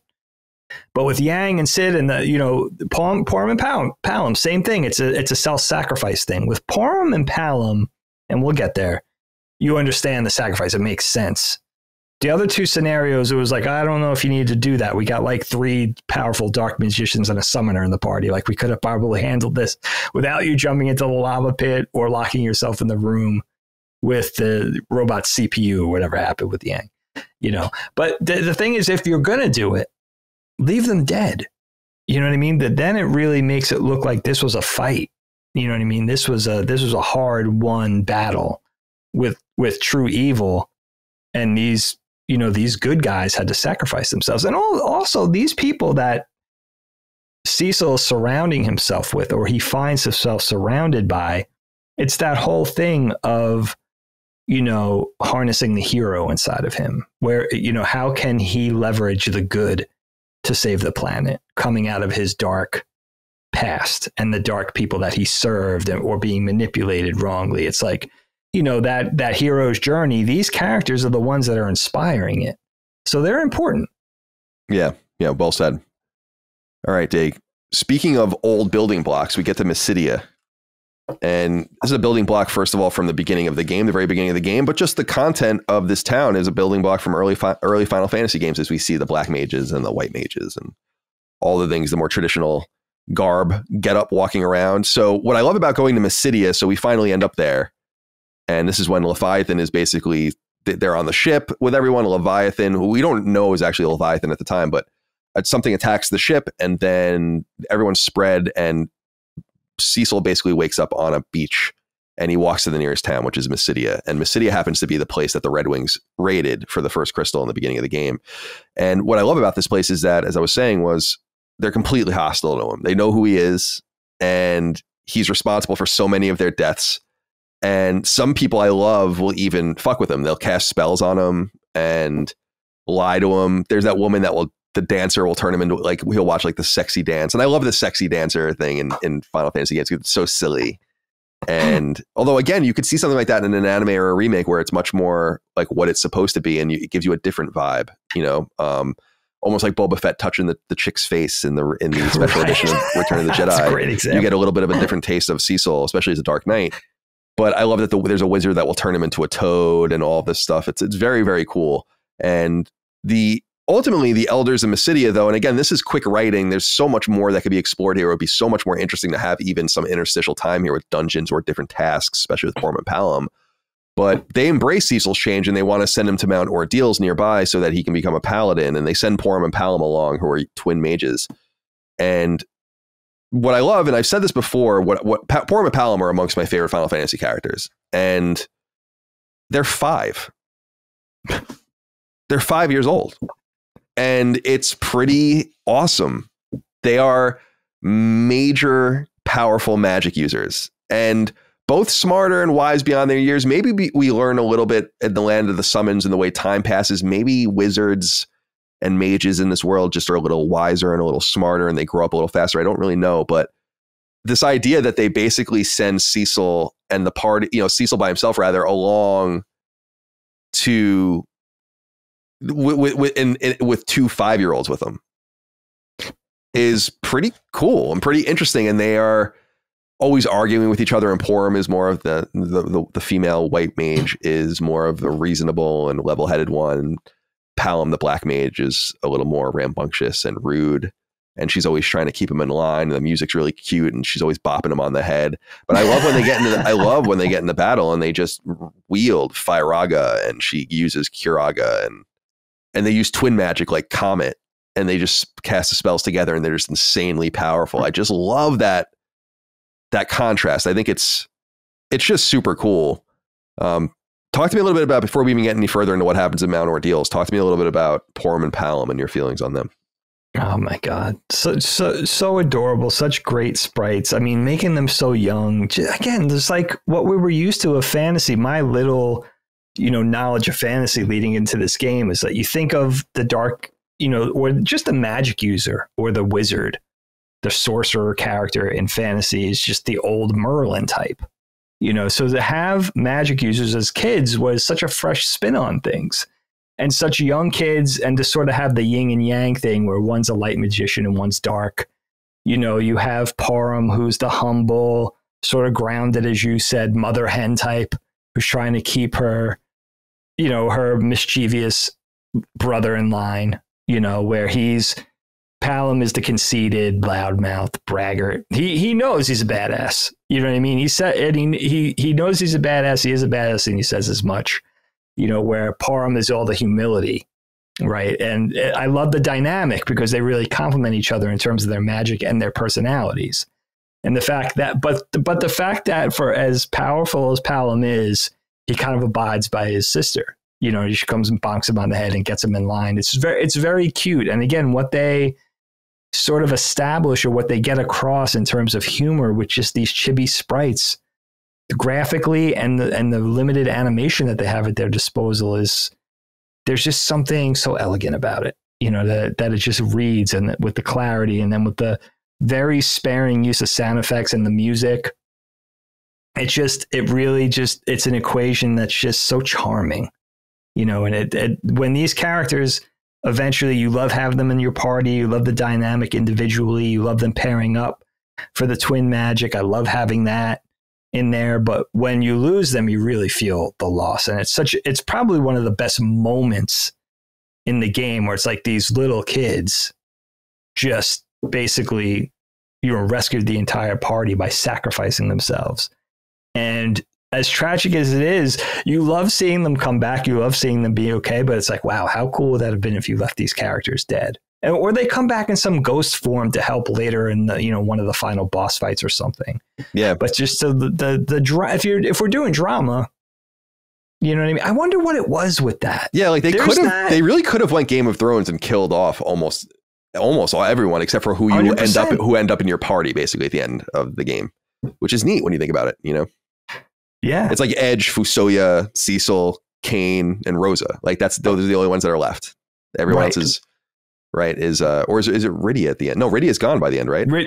No, Rydia's in the party. Oh, Rydia's in the party. Rosa's out. Yeah, you need her. Forget about it. But there's something about that where it's like, the only reason you're even here, the only reason you got the upper hand or gained victory is because of all these people sacrificing themselves along the way. Yeah, it's cool. It's a great idea. It would be interesting to rewrite it from that darker angle, because I don't think it would be remembered. I don't think people would even ingest it as being that dark because of the nature of the graphics. I think, again, man, a $200 million Square Enix developed Final Fantasy IV rendition, not like Final Fantasy VII Remake, which is awesome, where that is that's basically being positioned as like a parallel universe Final Fantasy VII in some sense, which is cool. And how they mix in with each other and all that is neat. But I would just want to be a straight up true remake. Although I think we would be more likely to get a more Octopath Traveler style 2D HD remake, which would also be cool, but a little bit more of the defeating of the purpose. But nonetheless. Yeah. Well said. And by the way, I tried to sell Micah on if we ever had twins, because we do have twins in our DNA, like in our genes, right? Our mom's sisters are twins. And I was like, if we have twins and a boy and a girl, we have to name them Porum and Palom. And she's like, we're absolutely not naming them that. Like, I wonder if that's been done. Do you think? I would hope so. Like, I would think they're kind of cool names. And I think, dude, if I was a nerd, I am a nerd, but if I was a nerd with a wife and had twins, I'd be like this is I never especially if they're a girl and a boy, you know. I mean, that's obviously you have to do that. I always envisioned it more realistically as like cats. If you can get a white cat and a black cat, you know, that's great. That'd be kind of cool. Name them Porum. I'd settle for that. Yeah, that's a great idea. I bet you Porum and Palom exist in the world as human beings. They have to. This game had such influence. I don't think they're like names that people would make fun of, right? I mean, maybe they would.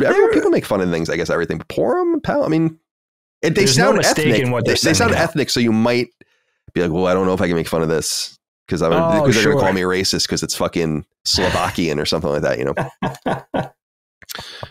All right, so we end up with Kain.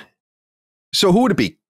I'm not Kain. Cecil, Porum, Palom, and Yang go to Mount Ordeals. I think that's right. Yep. And Cecil becomes a paladin. You fight Scarmiglione there. What's with the Italian names, by the way, of the elemental guys? Did you notice that? I don't think I ever. That's the first one, right? Yeah. You're like, oh, that guy's clearly from the motherland. Yeah, definitely from the old country. And so you fight him and you become a paladin. Tella rejoins the party at this point. Basically, as I noted earlier, Tella was in search of a powerful spell, Meteor, which he thinks will be able to be used on Golbez to kill him. And the twins join the party on a more permanent basis upon returning to Mysidia. What you find out there the entire time is that they've been spying on them, which I think is even cooler. Like that, the elders, there's something implied here that's so interesting that, well, maybe it's interesting for a different reason, but they trust these 5-year-old twin mages well enough to be like, go spy on these guys. Yeah. And they expect them to hold their own. Like, what's stopping Cecil from just killing them even? You know, he's a Dark Knight. They just believe him. He was again, this is where all the missing story probably is, where he was the commander of this fleet that just obliterated them and just killed them indiscriminately. And he's back. And then they're like, yeah, these 2 little kids go along with him and you go have fun over there. And I find that to be fascinating in and of itself. But they join after admitting that they were spying. No big deal. Nothing lost. And they ultimately decide that they want to travel through the Devil's Road between Mysidia and Baron, which is this kind of mystical instant travel system that will get them back to a occupied Baron as we'll find it. So yeah, Tella comes back. Think this is pretty interesting. One interesting dynamic I like with him and with Porum and Palom is their dynamic with each other. He has a almost fatherly like vibe with them, but Palom's always busting his balls and calling him like old man and all of these different things, which is funny. And yeah, what do you have to say about Cecil becoming a paladin? You start back at level 1. You're now, you've gotten rid of this dark armor covering your body and we can see your face and you can wear different equipment now. And so you're ready to go, but you got to build again. You can use white magic. Now you can cover and automatically cover enemies that are, which I love that as well, that he'll jump in front of the damage that other enemies or that other characters receive to save them. Oh, it's so cool. It's pretty cool. So another beautiful touch. So yeah, what do you think about Cecil's journey? Kind of quick to becoming a paladin. Again, if we were doing like episodic TV, this would be the lead up to Mount Ordeals, I think would be the first season. So this is going pretty quick. That's well said. Yeah. Becomes a paladin pretty early in the game. So it's unexpected because it almost seems like for a while there, that's the goal. It's like, oh, I'm a light warrior. I'm not a Dark Knight anymore. Okay. You get to play the majority, the meat of the game as a paladin. Of course, you have a little bit of white magic now, as you said. Tella's on the scene with the 2 young mages, the 2 powerful but apprentice mages. I love that Tella is instantly seen as these other magic users as, you know, they know him. They know his reputation. They know who he is. And one is very respectful and one's extremely irreverent. You know, it's like, I love that. I love the dynamic and the character building with Porum and Palom once Tella's on the scene with them. And it's just like, you young brats, you know, what do you know, type of thing.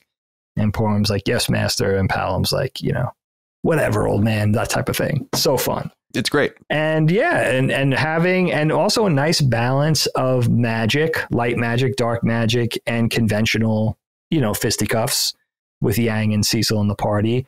And is Sid moving in and out of the party at this point?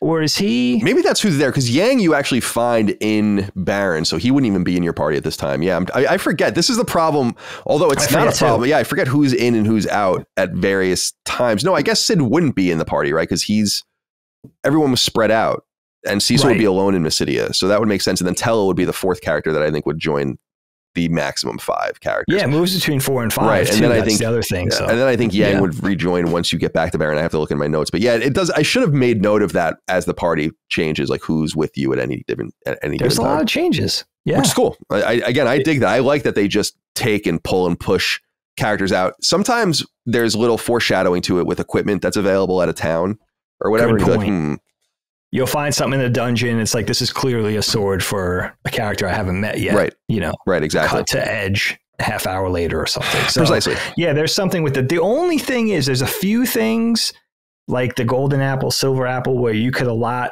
more hit points. You know, Cecil is going to be a mainstay. So you just give all those things to him because the characters that move in and out of the party, maybe they'll be back, but you want to power up your core guys. But other than that, it's amazing how elegant it is that it's not really a problem with the characters moving in and out of the party. If anything, it's exciting. Or, you might grow attached to a character like Rydia or Palom and Param, right? Where it's like, you hate seeing them go, but for the most part, it's pretty fluid. All right, let's see here, Dave. I'm looking through my notes. We end up back through the Devil's Road to Mysidia, from Mysidia to Baron. Upon returning, so this is pretty cool too. This is also vibes of Final Fantasy VI a little bit, with specifically when you go to what is called Vector, which is I don't know if you remember, the capital city of the Empire. Oh, and sure. You're not allowed to, you can't really talk to anyone, and people are trying to trick you and fuck with you and stuff like that. So upon returning to Baron, you find it kind of occupied, and you find Yang working for Golbez. He's at the inn, I think. And then it's another example of this, and I wrote in my notes here as well. It's like fast storytelling. Just take a little bit more time. I guess it was a space issue where they just didn't feel like people wanted to sit around and make the game longer and longer, but it could have been, we could have used so much more here. But basically back in Baron, and this is another nostalgic moment. I remember this part of the game because you have that door in Baron that leads to this huge building, which is the underground waterway. But you see that earlier in the game, you can't do anything about it. I love that kind of stuff because that kind of return stuff is so common in role-playing games, but it was really not seen from my perspective at that time. And so it's cool. I remember that being like, yes, like what is inside that door? And you find the underground waterway to breach the castle.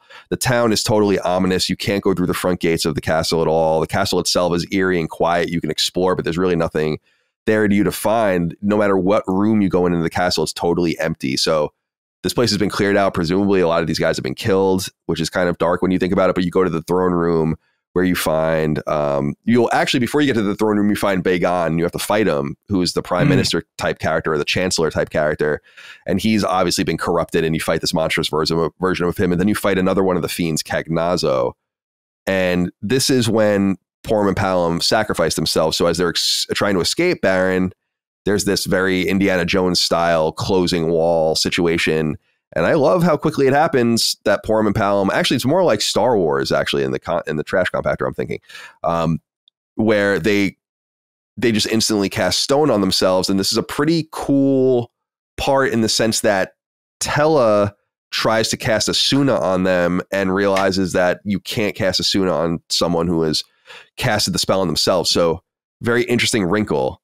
And so they sacrifice themselves with very little thought. And what I like about it is that, especially Palom, being much more of a dickhead and more hard-headed, just kind of buys right into it and does it. And they do this to save the whole party. It's a really tragic moment that the soundtrack drops out. Everyone is shocked. Again, it would be a very cool thing to see in a more modern aesthetic. So yeah, this brings us through to this time now. So this is when, and I have my notes actually, Cid joins the party in their stead at this point. So that's right. So yeah, what do you make of this? Anything to add here as we return to Baron, see it occupied, 2 of the 4 elemental lords now killed, and so on? Yeah, I mean, the Palom and Param moment is really one of my favorites in the game because these young implanted spies, now as a player, as an audience member, these characters cared. They're sacrificing themselves. They're not just agents from a city sent to spy on you. Like these characters these little kids are sacrificing themselves for you. And I love that little thoughtful bit too of saying like, well, why Tellah's a powerful magician? Why isn't he trying to rescue him, and building in that little story moment of, well, they cast this on themselves. It can't be undone. Just a little thing, but meaningful. And I love what you said too, Kyle, about the way this game has those file away for later moments, the locked doors, some of those island caves with the rocks leading up where you have to use the hovercraft, but you can't use the hovercraft until you get the hook from the airship to tow the hovercraft over to those areas. So getting the adamantine to get Excalibur, there are moments that really, I always talk about this. We were just talking about this on Punching Up recently, where JRPGs very early on, starting with this game really for me, really played into my OCD, where it was like, this is a constructive way for me to use my OCD. This is a place to use my OCD for good. You know what I mean? So it's like, without even writing away, you're tucking those things away in the filing cabinet of your brain, right? Where it's like, okay, there's a locked door in Baron. I have to make sure to go check that. Somebody hinted that there's a monster underneath the kingdom. I got to check into that. There's a couple of caves that the dwarves are hanging around. It seems like I'm underpowered, but I got to go back and see what those are about. There's probably monsters in there that I could summon if I could just defeat them. So there are those things where it's interesting to know, which I only found out in the last couple of years, what you were saying early on about the difficulty level being nerfed for Westerners and how the Japanese tended to do that for us. But it is interesting now to play, even with the quality of life additions in the pixel remasters, it's just the right difficulty, I think, this game. Just enough to be enticing and appealing without being aggravating. I think they did a really good job in this pixel remaster version of Final Fantasy IV. That just feels like it takes a little bit let me put it this way, without the quality of life, without the quick save, without the running through the dungeons, a couple of other things, I think it would be fairly hard. I think it would be just enough hard. I think it's maybe a little bit erring on the side of easy with those quality of life, 2022, 2023 improvements. But I love that. I love how difficult it is. And also, I wonder with the story, and I know this game was really kind of launched in the West to really, again, try to hook Western players. Like, that was a big part of the intent of this game, being on 16-bit, being introduced in North America, all of that kind of thing. So I wonder if they just felt like making the game too long or putting in too much story. There was sort of some flop sweat in that we're going to lose people. People are going to get bored. We have to keep it moving. We have to keep that momentum going. The Americans like action. You know what I mean? We can't put too many pauses in there. It's got to keep rolling. The train's got to keep rolling forward. I think you do feel that at certain points in the game. It's like, give me more of that. You know what I mean? Let that breathe a minute. That was kind of cool. What you hinted at, can I have 5 more minutes of that? I think there was probably something about, we have to make this action-y. The Americans like action games. That's why? Like, who is telling them and feeding them all this information? It's so strange. Very strange indeed. I do love the feel of the game at this point. It feels awfully dark. Like, Tella's response to the twins sacrificing themselves is really sad because he's like enraged by it. Like, can't believe. It's like, I can't believe that you guys did that. Like, I cannot believe you did that to yourselves. And just the disbelief and the instantaneousness of it, I think, is really interesting too. So we have Cid in the party now, and this means we have access, like you said, to the airship, and we can start exploring. So one of the places you can go is the town of Mithril to get some new gear if you want, which is pretty cool. So I remember this point of the game, there's not as much to find as you would think there would be. Like, there are chocobo forests throughout that you can throughout the world. There's like 6 of them that you can find. If you want to get all of the locations on your map, you can do that.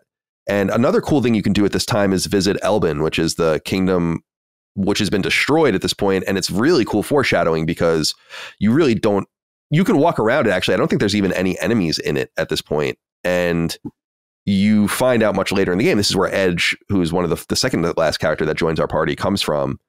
And it kind of tells the story without knowing it yet, which I think is a really, really, really cool touch. And if you go to Mist, this is probably my favorite part of this whole being able to fly around moment here before you get into the main story is, if you go back to Mist, no one knows who you are anymore because you're a paladin, and you hear about what happened through a more agnostic lens, which is interesting. And if you explore the town, you find bomb fragments all over the town. If you look, I think 4 or 5 of them, which I think is a really nice touch. So bomb fragments can be used in battle, I think, to use fire or fira or whatever, but it's just a cool touch to be like, yeah, this bomb ring went off and here are just pieces of it around the town. You don't ever have to go back there, I don't think. So it's just a place you can revisit if you'd like, because once you're cut off by, I think, one side of it after the earthquake.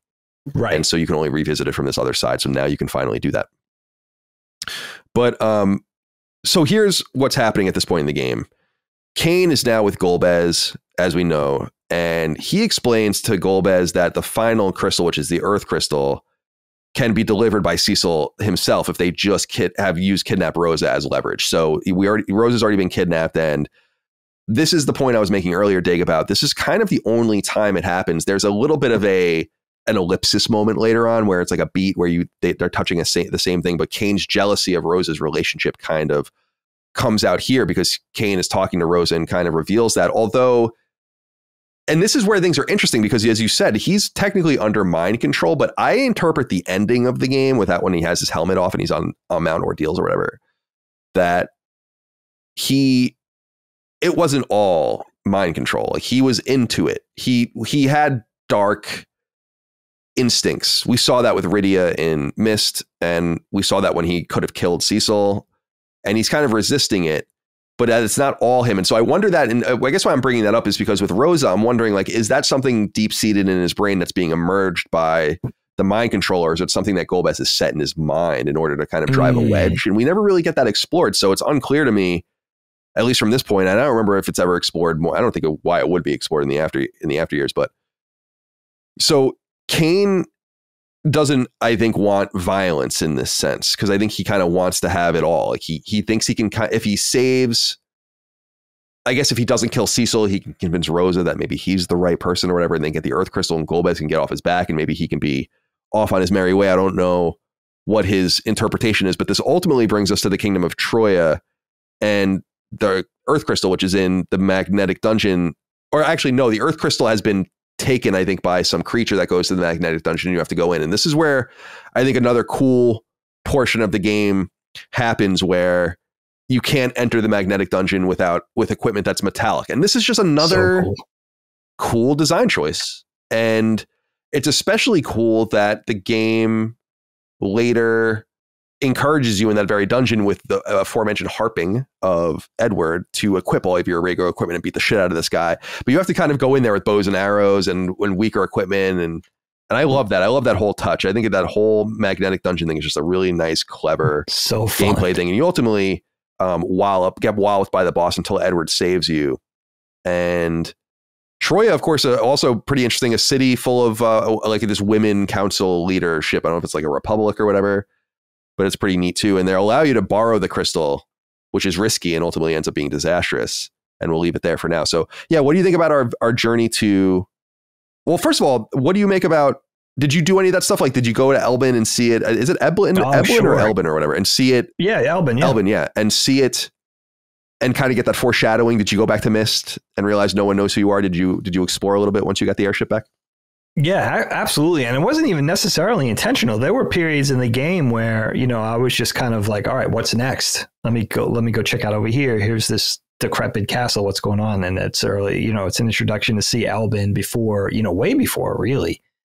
You meet Edge later on, and the whole Myst thing with the bomb fragments, that was amazing. So there's like shrapnel hanging around and you have a whole different identity. So people don't even know, it suggests, not recognizing you, but it also suggests a passage of time, which is interesting. And also, plays into the emotional impact of the story and the people that, suffered the worst because of what happened.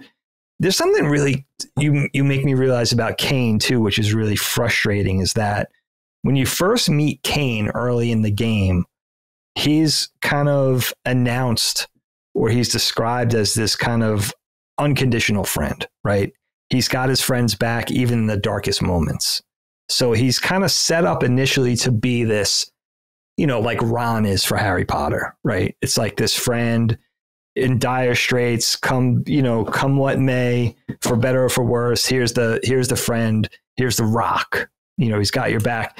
And then almost the entire game, it's not even, it's some kind of betrayal but it's Kain by remote control. It's Golbez having Kain on the tether. You know what I mean? It's like, there's something really frustrating about that. It would have been better if it was some sort of betrayal over jealousy with Rosa or something. Yeah. You know, rather than this kind of mind controlled, I don't know, puppet and puppet master dynamic. I'm not sure. Like the way Kain set up early in the game is like, oh, I like this character. You know, it's somebody who obviously our hero is going to be leaning on the entire time, which is interesting. But you know, what you say about the things with Myst and Elben and that thoughtful world building and the way they kind of bring everything full circle, especially if you're down for just a little extra exploration, really scouring the world and really paying attention to what's going on in each place and what NPCs are saying and stuff. There's really a lot here. And it was, you know, for me, especially, it was the first time I ever witnessed that really level of elegant crafting into a video game where, like you said earlier, a lot of this stuff isn't necessarily even necessary. You know what I mean? It's just something that they put in to make it that much better of a quality experience. And, you know, really, again, it really sets the tone for what they would do later. Them and others would do with beloved JRPGs in the future. But I love that sort of that mindfulness and that sort of attention to quality, where it's like there's a lot here. You know, you could do it the quick and easy way and kind of skim over these things, or you could really bear down and witness all this rich stuff that we put in here. You know, 14 people managed to put in here in a year's worth of time or something. You know, it's another thing too, like the translation or the localization. Some of it's silly, but I think it's pretty good. Don't you think? Like, I think it's probably the first time, you know, we're coming out of a generation where there was a lot of English, for instance, in NES games. A lot of poor translations. If you got to the end of a really cryptic game and it had the one screen ending celebration, it would be something really strange. Congratulations. You know, congratulations. This is the first time it was like something was making it across from Japan seemingly intact or lovingly crafted or lovingly sort of, translated. Where it was like, okay, there's some of the stuff maybe is getting lost. Like you're saying, they carried the bomb ring. Maybe there was a more cryptic word for bomb in Japanese. You know, it was like they were clearly carrying explosives into this town to just firebomb it. Yeah, they might as well be carrying like a stick of TNT. Carry like a stick of TNT or drive a fucking tank into town. But for the most part, it was like that was the first time I ever saw that, where it was like, oh, okay, they did a good job with this. So the crystal is in the hands of the party. And ultimately, the handover between the two happens. It's actually pretty cool. The airships come next to each other in the air. Golbez's Red Wing, like Renegade Red Wings, come up against the airship, and they're talking over. I love that too. Again, could be another cool scene. And by the way, Dave, just another Final Fantasy 16 thing is that because you were saying like we're kind of led to believe about Kain and the Dragoons and all this stuff is the Dragoons are central to Final Fantasy 16, and the way they look in that graphical style is just insane. Like they just when they jump and they just jump like off the map or whatever, and then just a minute later just fucking come down on someone. But it's being that 3D space with those beautiful graphics and them doing it, it's so fucking cool. It gave me goosebumps when I was playing. I was like, this is fucking so cool. Yeah. Like the Dragoons are so cool. Taste of what you're talking about. Yeah. It's clear inspiration from Final Fantasy IV in that way. And not that Dragoons are from only Final Fantasy IV or that they only belong there. It's a very common Final Fantasy class, but definitely it imbibes Kain specifically. And that isn't the use of colors beautiful between, especially Dark Knight, Cecil, and Kain, and just the different hues of blue as they stand next to each other. It's got that bright blue, the big helmets, that chibi style. The heads are big, but the chibi style massive helmet heads. This is very, very cool. Yeah, and the way the Dragoon helmet looks like a dragon, and you could see a little bit of the back of the armor that maybe could double as a tail. Right. Just enough difference. Very elegant.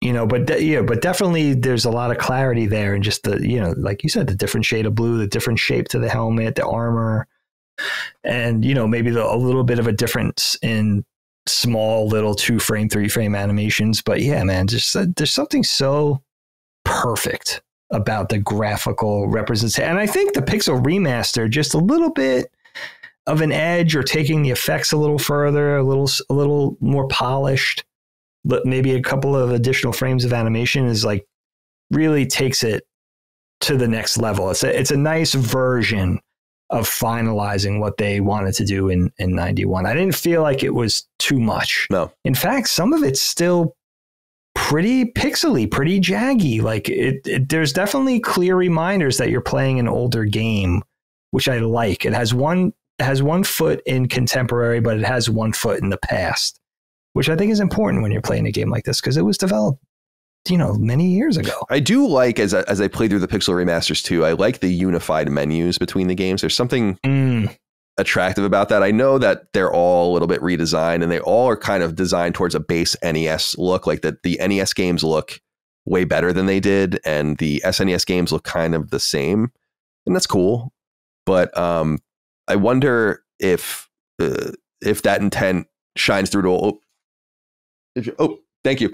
I asked her to bring my water. I wonder if that intent shines through to a lot of different people or if they would prefer the original treatments. Because I think that specific through line makes it feel like you want to play them all and you're so familiar with them by the time you get to Final Fantasy IV that you know how to play the game pretty intuitively, which is pretty cool.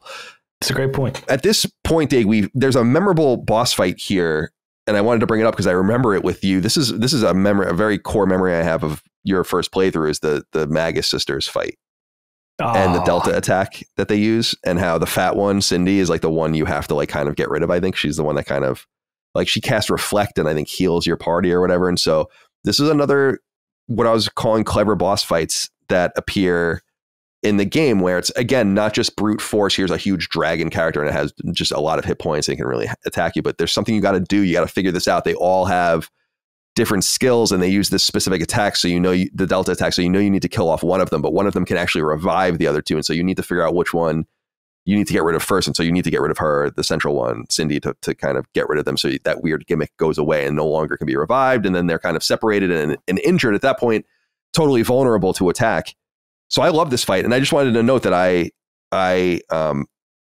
just remember this from being a kid. I remember this fight very well. And I think there's a trick you can do here too, where you can cast Reflect on yourself and then cast your offensive spells on yourself. And then it'll get cast onto the party, which is pretty cool. And you can do that as well. I love that trick. And what is it? Cindy, Mindy, and Sandy? Sandy, Mindy, and Cindy. Yeah. Why didn't they just go Cindy, Mindy, or like Cindy, Mindy, and Cindy, but with an S and I and say just to have that two Cindys and a Mindy, and then have like the Mindy be the kind of odd man out, like that. The implication could be that's the one maybe you should attack first. I don't know, just something to think about. But I love the character design. Oh, so the cool. Super tall, slender one, the super fat, squat one, and then the little one.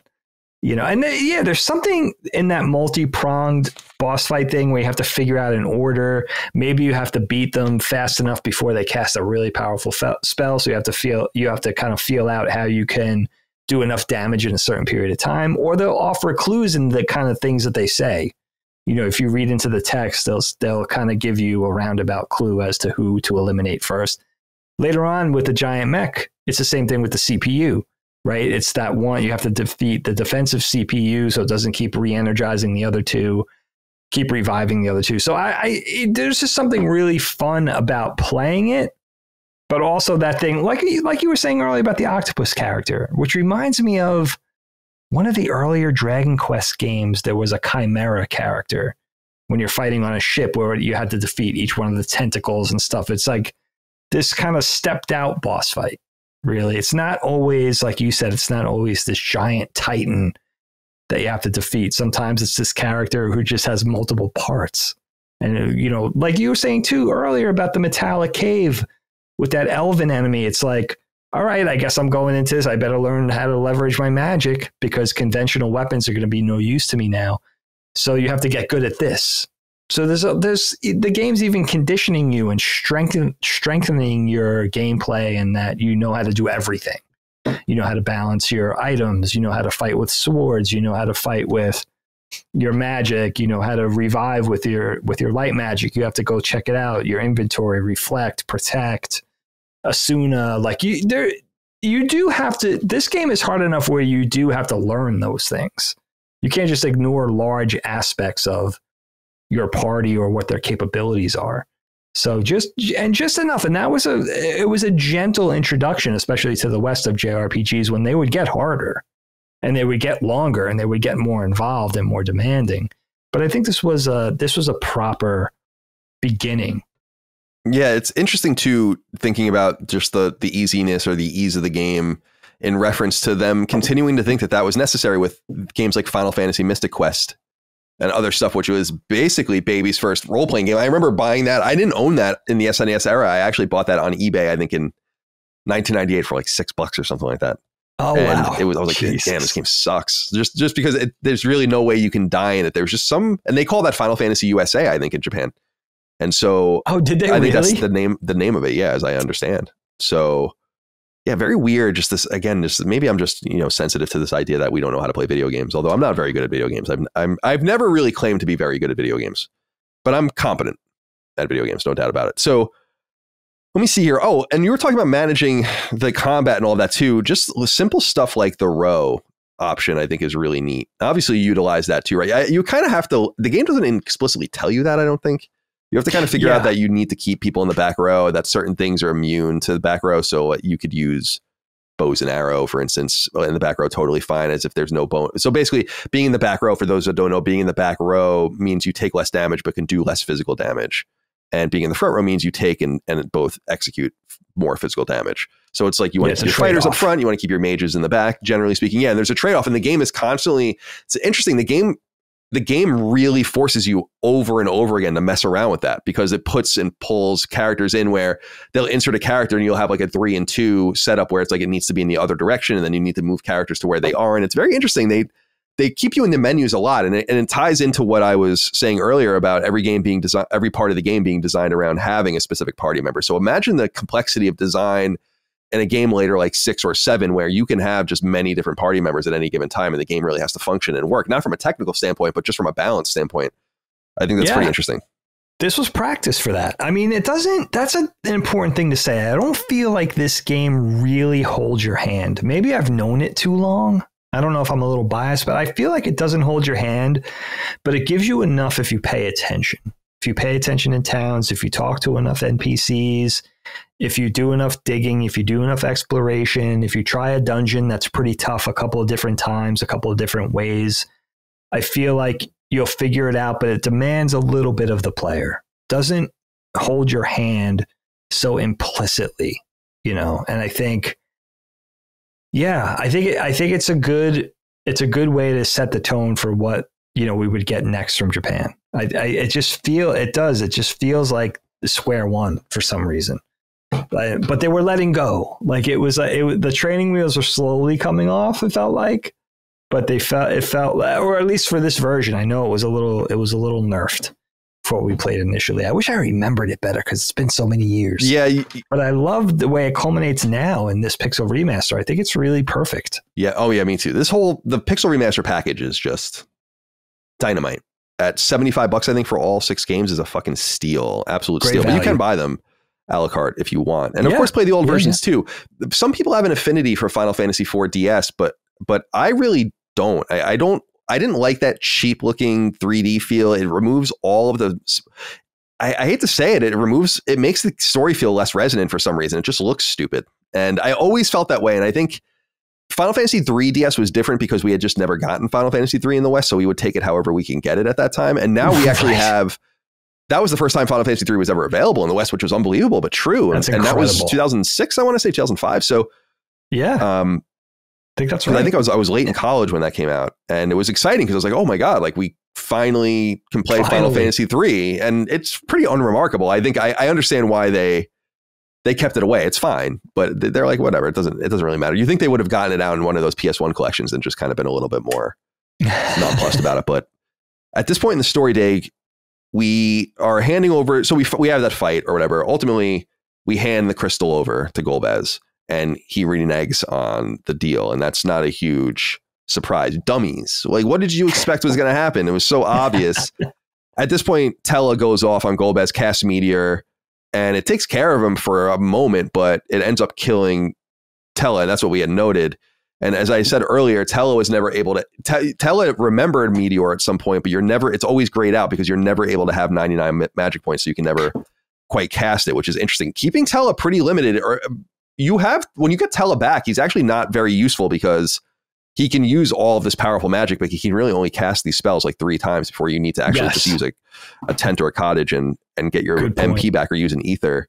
And the power that Golbez had over Kain, even though Golbez is not dead, but just kind of injured, has been temporarily broken. I mean, it seems as if maybe Kain at this point has come to his senses. And meanwhile, as Tella dies, he kind of expresses regret that revenge got the best of him. And he ends up dying in this very classic, I was chasing, I should have dug a hole for the both of us kind of situation, as revenge often ends up that way. And you fight another of the elemental lords, Barbaricia, and that caps things off. Easy to beat, but she uses that obnoxious tornado attack that brings you down to 1 hit point or whatever. So you have to kind of get rid of her really quickly before she uses that, or have Kiraja or Kiraga ready to go if you can. Although I don't think you even have anyone at that point that can use it. Or actually, no, Tella would be dead at this point. So no, I don't think you do. So anyway, what did you think about this point? The crystals, seemingly all of the crystals, although we're about to find out that's not all of the crystals somehow.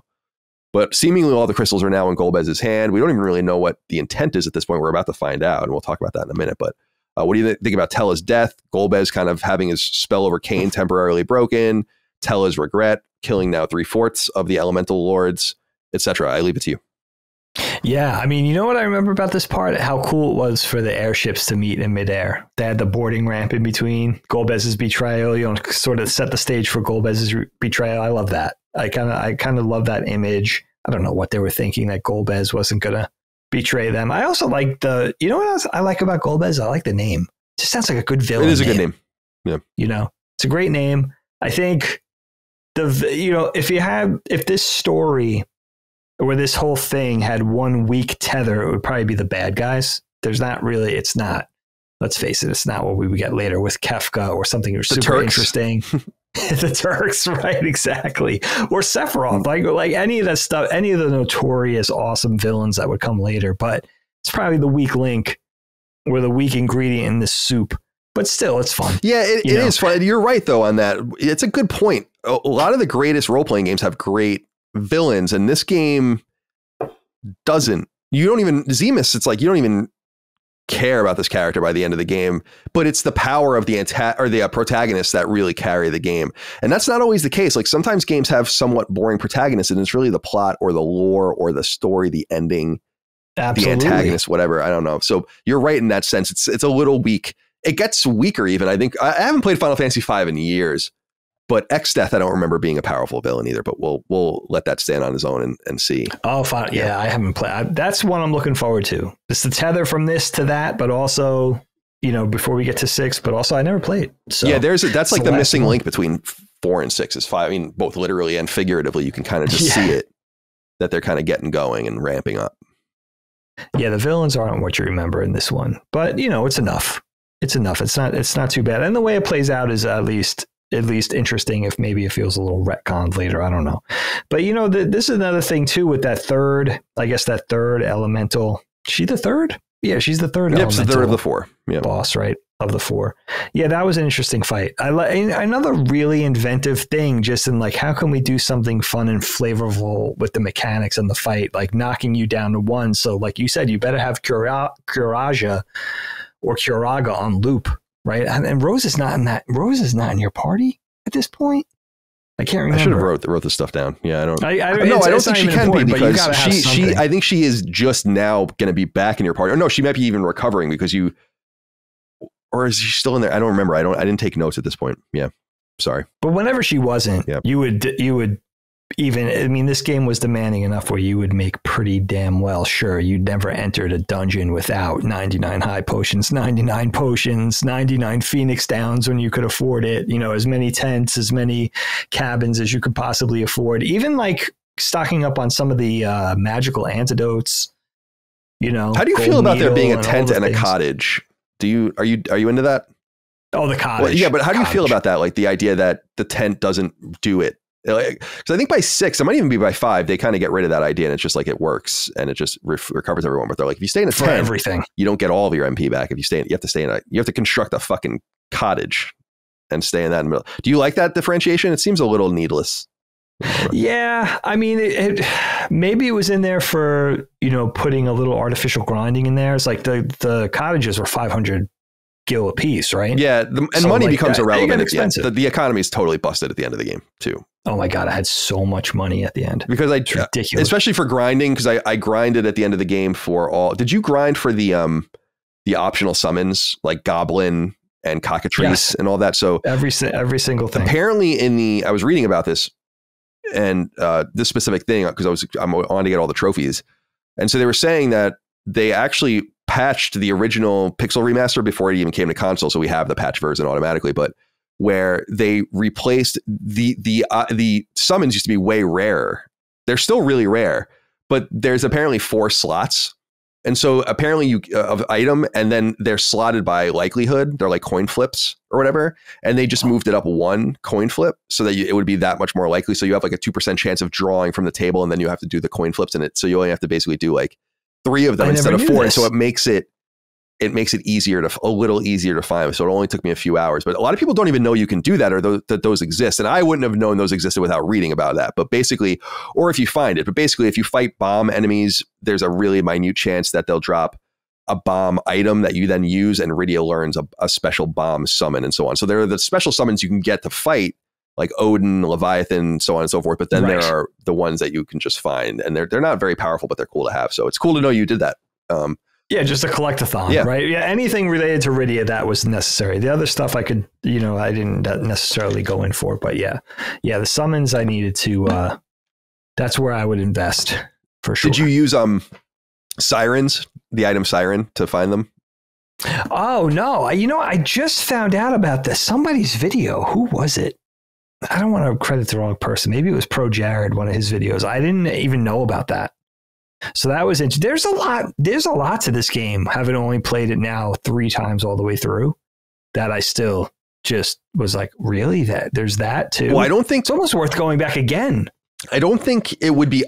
Back in the day, it was possible to use the siren, I think. So the siren's like a one-off item that you use, right, and it summons specific enemies depending on where you are. And so it just makes grinding a lot easier. And there's one specific item, I think, which would be to get the adamant armor. I think you don't have to, but you can summon those pink enemies 5 at a time to get the rat tail or whatever from them, or the pink tail, whatever one it is. Right. So yeah, there's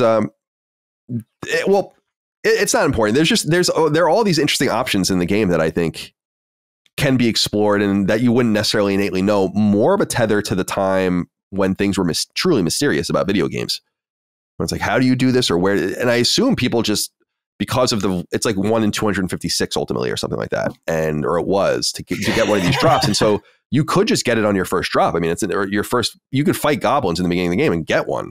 It's possible, straight up. Yeah. So, but it's more likely than not that you won't. And so, yeah, but the siren item in the original. So what I was saying was that the siren item in the original Final Fantasy IV, I think, was not purchasable. You had to grind it. You had to steal it, I think, have it was dropped. A stolen thing. Okay. And so in the Final Fantasy IV Pixel Remaster, the Naming Way sells them. And so you can just buy them, and then you can just use them really at will. And it's easy it makes that grinding like way more tolerable. And I think that's probably the reason they did it, because it's really. Oh, see, I didn't even realize that's what it was, because I saw it in my menu. I know maybe I stole it with Edge. You can find 1 or 2, I think, in like treasure chests, but otherwise they're limited unless you steal them. Yeah. Okay. Because it says siren summons monsters, and I was like, I don't need this shit. The last dungeon was hard enough. I think I was a little underpowered, actually. So yeah, I never paid attention to what that was. But you might be right. That might have been an Edge steal. Or it might have been a drop. It helped me it helps you find certain bestiary enemies too. If you just I think one of them was Thunder Dragon or something, is just really obnoxious to get the spawn where it spawns. So you can just go to a certain place on the world map in the underworld and use a siren, and then it just shows up. So, but again, these are things I would never, but I deeply love reading about games, not to the level of spoiling the stories, although you couldn't spoil this game for me, but just knowing little information about what's necessary. I always look before I play any game about trophies and missable content. I just need to know. I don't want to miss anything. That's your thing. That's your thing, baby. All right. So here's the rub at this point.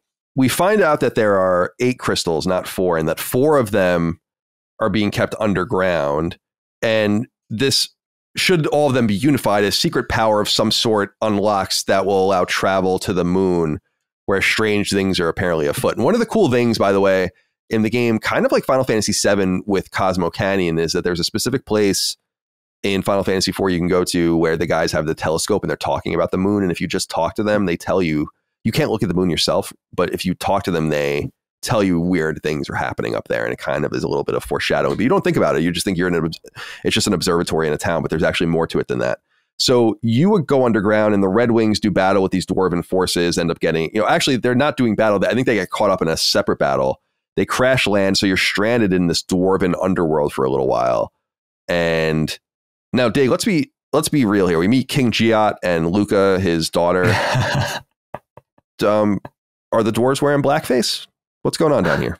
I think it's a little inappropriate. Yeah. It's not aging well. No, it's straight. I wonder if that's widely interpreted that way, because I did say to Micah, who, for people that don't know, what's important in the context of this, is black. My wife, she was like, I don't see it like that at all.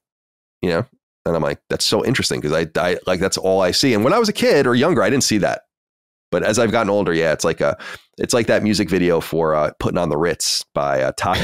Do you know what I'm talking about? That there's like a band video of that where it's like rampant blackface in it. I forgot about that. You know, when I looked at it, you do think, okay, this is just kind of a play on the typical Final Fantasy representation of a black mage, right? It's like that hooded cloak, like the Orko character from He-Man. Like you just see the cloaked, hatted wizard character with the dark face. The dwarves kind of look like that, but it is weird because this is a one-off, right? They never go back. They never did it before, and they never go back to that again. It was like, it's just one of those one-off ideas where they represented them graphically, visually this way for this game. And I don't know, it makes them stand apart from the other peoples, the other races, but to Square Enix, it is a little strange. To their credit, they didn't change it. Maybe it's just not widely seen that way. I don't know.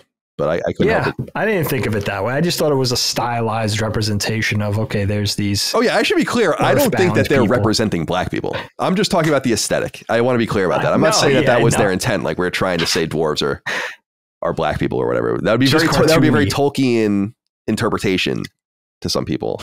That's not what I mean. And you would think they would be the opposite, right? Like albino levels of fair because they never see the sun. They're underground. Unless they're getting a tan directly from the magma's heat. Liquid hot magma. So or it's so, dude, maybe it's soot. Oh, yeah. I never thought of that before. Yeah, maybe. That's probably what it is. Interesting. Right? Like the coal dust. Interesting. Okay. We figured it out. The artist from Square Enix or Squaresoft at the time that would have done it is like, no. These are supposed to be like Jim Crow racist caricatures. I'm glad that interpretation shone through. We tried to save you, 1990 era Square, but all right. So we meet King Giat, like I said, Luca Lally-Ho, by the way, Dave. Lally-Ho. And so we're stranded here for a little while. This is actually where another one of the cool boss fights that you discussed earlier, the Calcabrina equals Calcabrina fight, I wrote here in my notes. So you fight these separate dolls and then they combine to create this larger doll, and you have to give them enough time to coalesce, but it almost certainly happened to you. And so Rydia at this point really comes back in as an adult and returns to save the party from certain death at Golbez's hand, literally, because Golbez's hand steals the crystal there and leaves. And so we learn that Rydia is an adult now. We'll get into that in a little while. She was in the land of summons. Leviathan ended up taking her down there, knowing that she was a gifted summoner. And so this is where we stand now. So what do you think? So we're in the underworld, stranded, King Giat. We meet the dwarves, our allies, our erstwhile allies, and we have Rydia back. Rydia, your girl's finally back, but she's an adult. And this is where things get a little creepy with Edge in a little while, but we're going to get into that. So Dave, talk to me about this. Do we have an age on Edge that might help or hurt? I'll look. I'm not sure. Yeah, Rydia, man, when Rydia came back as a grown-up, as an adult, it was mind-blown. That's a mind-blown video game moment for me. Not quite on the scale of like a Psycho Mantis type of event, but pretty cool. It's like, oh, this character came back and has grown up. This is fantastic. Not only in just the terms of the way she looks, but in power and maturity. She's not angry anymore. you know? So that was a cool moment. And I love the whole underworld thing because it doubles, not quite, but it kind of, it lengthens or adds on to the size of the world, right? That was a kind of a cool way to do it. And there's a lot going on under there, right? You get to visit, once you do all your main tasks down there, you have Asura to deal with, Leviathan. Eventually you get Sylph down there from the Sylvan Cave. Sylph. So it's it's fun. Sliff. I love the whole dwarven thing. I don't know why that's funny. I don't know. Yeah. I don't know. It just hits. Yeah, there's good stuff that happens down there as we get, like you said, to the Land of Summons. And by the way, I looked up Edge's age, not looking good for Edge, 26. Oh, sorry, Edge. It's not looking good. Take a seat. Statutory rape. Take a seat. All right, so ultimately, Dag, and things get kind of compact here. I actually think the story at this point is a little less compelling because we ultimately get this situation where there's this thing called the Tower of Babel, very biblical, bringing us to the moon, making this conduit to the moon. And Yang ultimately sacrifices himself. This is what the part you were talking about. So Yang's kind of out of commission for the rest of the game at this point, but probably should have just been killed. By the way, did you go and meet Yang's wife and do the whole frying pan thing and get Yes. Yeah, so you did all that. There's an optional quest too where you can go kind of relay word about Yang to Yang's wife at multiple points throughout the game, and then you get these various rewards for doing so that are used to some end. I don't quite remember. I don't remember exactly how that played. I ended up doing all that just in terms of exploration, of not knowing where to go next, which, again, not remembering. So it says like you end up in what is it, Fabul? Yep. With Yang's wife, and you end up talking to her, and it's just this whole cyclical thing of just keeping and going visit. And she always has something new to say because some of the NPCs, they don't update. Yeah, right? They keep saying the same shit. I remember. Did you struggle with the same thing as a younger person, where I would do something in a game and then go back to many places to see if anyone would say anything different? And it's like, this is such a waste of time. But I'm also not a fan of the games where, and this is a philosophical thing. I'm very curious what you think about this, where you talk to an NPC at the moment you're in a town, right? So you enter a town at this point in the story. You talk to an NPC. I think every one of them should say one thing. And I don't like games where it's like, oh, you could talk to them 3 times and they'll say 3 different things. And because then you talk to them inevitably for the 4th time to see if they say the same thing. Then you talk to them for a 5th time to see if you just didn't miss anything or whatever. It's like, just telegraph to me that I can talk to each of them once. I really think that is important. You know what I'm talking about? Where a lot of games, like later Dragon Quest games, now some Tales and Dragon Quest games do this very clever thing where they'll put little bubbles above their heads to let you know if they have new things to say. Now that's another way to telegraph it. You got to do something like that. I don't like the whole thing of going around, or in the newer Dragon Quest games, populating worlds with tons of characters you cannot talk to, which I also and Final Fantasy 16 does this as well, just to give it a populative sort of feel. Because that's certainly the thing. It's like, if you go on Final Fantasy 4, it'd be fun to count how many people live in this world. It would be below 150, probably, the individual people you meet, which is interesting. Right. That's a great point. But I was going to say, Dave, this is a pretty tragic point in the game in the time of leading up to Edge, because you said, like, we know Yang sacrifices himself in the control room of the Tower of Babel. And then right after that, Cid seemingly sacrifices himself on board the Enterprise. You could see a moment where they're both killed back to back and giving this game real emotional oomph and resonance, although I think it already has that. And so, anyway, you end up in some caves where you find survivors from Elbin, and this is where we were talking about earlier on my first page of my notes here, I think it is. And so we finally meet the second to last character that we're going to have in our party, the Ninja Prince Edge. And this is a pretty sad moment because you fight his parents, which is kind of like corrupted versions of his parents. What's even creepier about that fight, in my opinion, is that they come to in the middle of it and kind of work towards killing themselves off, basically. It's very sad and very sudden. I also, though, and Final Fantasy does this more than any other series really, is that it's kind of sad to meet a character like Edge so late in the game. They just insist on putting characters forward really deep into this game, deeper than Final Fantasy VI, no, because you can find like Yumaro and Go-Go late in the game, but deeper than Final Fantasy VII, I would say, even with the optional characters, where by the time you can get Vincent and Yuffie, you're halfway through the game, maybe. I mean, it's not like, but by this point you meet Edge, you're 75% or more, maybe even 80% through the game. And so that's kind of a bummer because he's a really cool character. I like that he uses two weapons and you can mix them up. There's no real reason to mix it up other than that it looks cool, but you can imagine him with a claw and a sword, or a knife and a sword. Obviously, two katanas is what you usually have him with. So talk to me a little bit about this as we see the sacrifices of these characters, temporary, of course, because they both live, but then we meet the Ninja Prince Edge. I mean, dude, who doesn't love a ninja? I was so psyched when this happened. And, you know, and young 17-year-old Dagan, 1991, having a ninja, I was like, oh my God. And I love also kind of trading one martial artist for another. Don't worry, the karate action is not over. We're going to have a ninja character. I love having Edge because of his capabilities. Like you're saying, he fights with two hands. He could steal. The throw command is an excuse to save the your older weapons and don't throw them out because it's pretty powerful. Besides finding shurikens, you could throw old spears and swords and stuff. I kind of love that. And I love that it's a one-off too. If you throw an old sword, you better have Excalibur before you throw the light sword because you're not getting it back again. Right. It's kind of a one and done, kind of an unforgivable hit thing, it and quit it thing for a game. Yeah. Like you can't go back once you throw that thing. Just kind of neat. What I didn't remember about Edge, though, I totally forgot how obnoxious he was.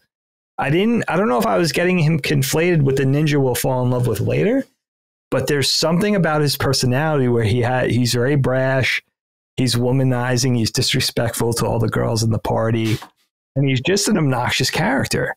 And I think I've never seen a ninja presented that way. They're usually quiet and elegant, right? They speak via their actions. I don't remember and I'm not a Naruto fan, so maybe this exists in Naruto. I know that's the ultimate ninja IP, but the ninjas I knew, Shinobi, Ryu Hayabusa, Hattori Hanzo, they didn't act. You know what I mean? He was in it. Another interesting play on a ninja character visually, but I've never seen a character act like a ninja character act like a complete asshole. But I kind of loved it. I'm kind of here for it. He's a jerk. Yeah, he is. And you even see that in the ending when the Chancellor's trying to talk to him and he just walks around him basically and leaves.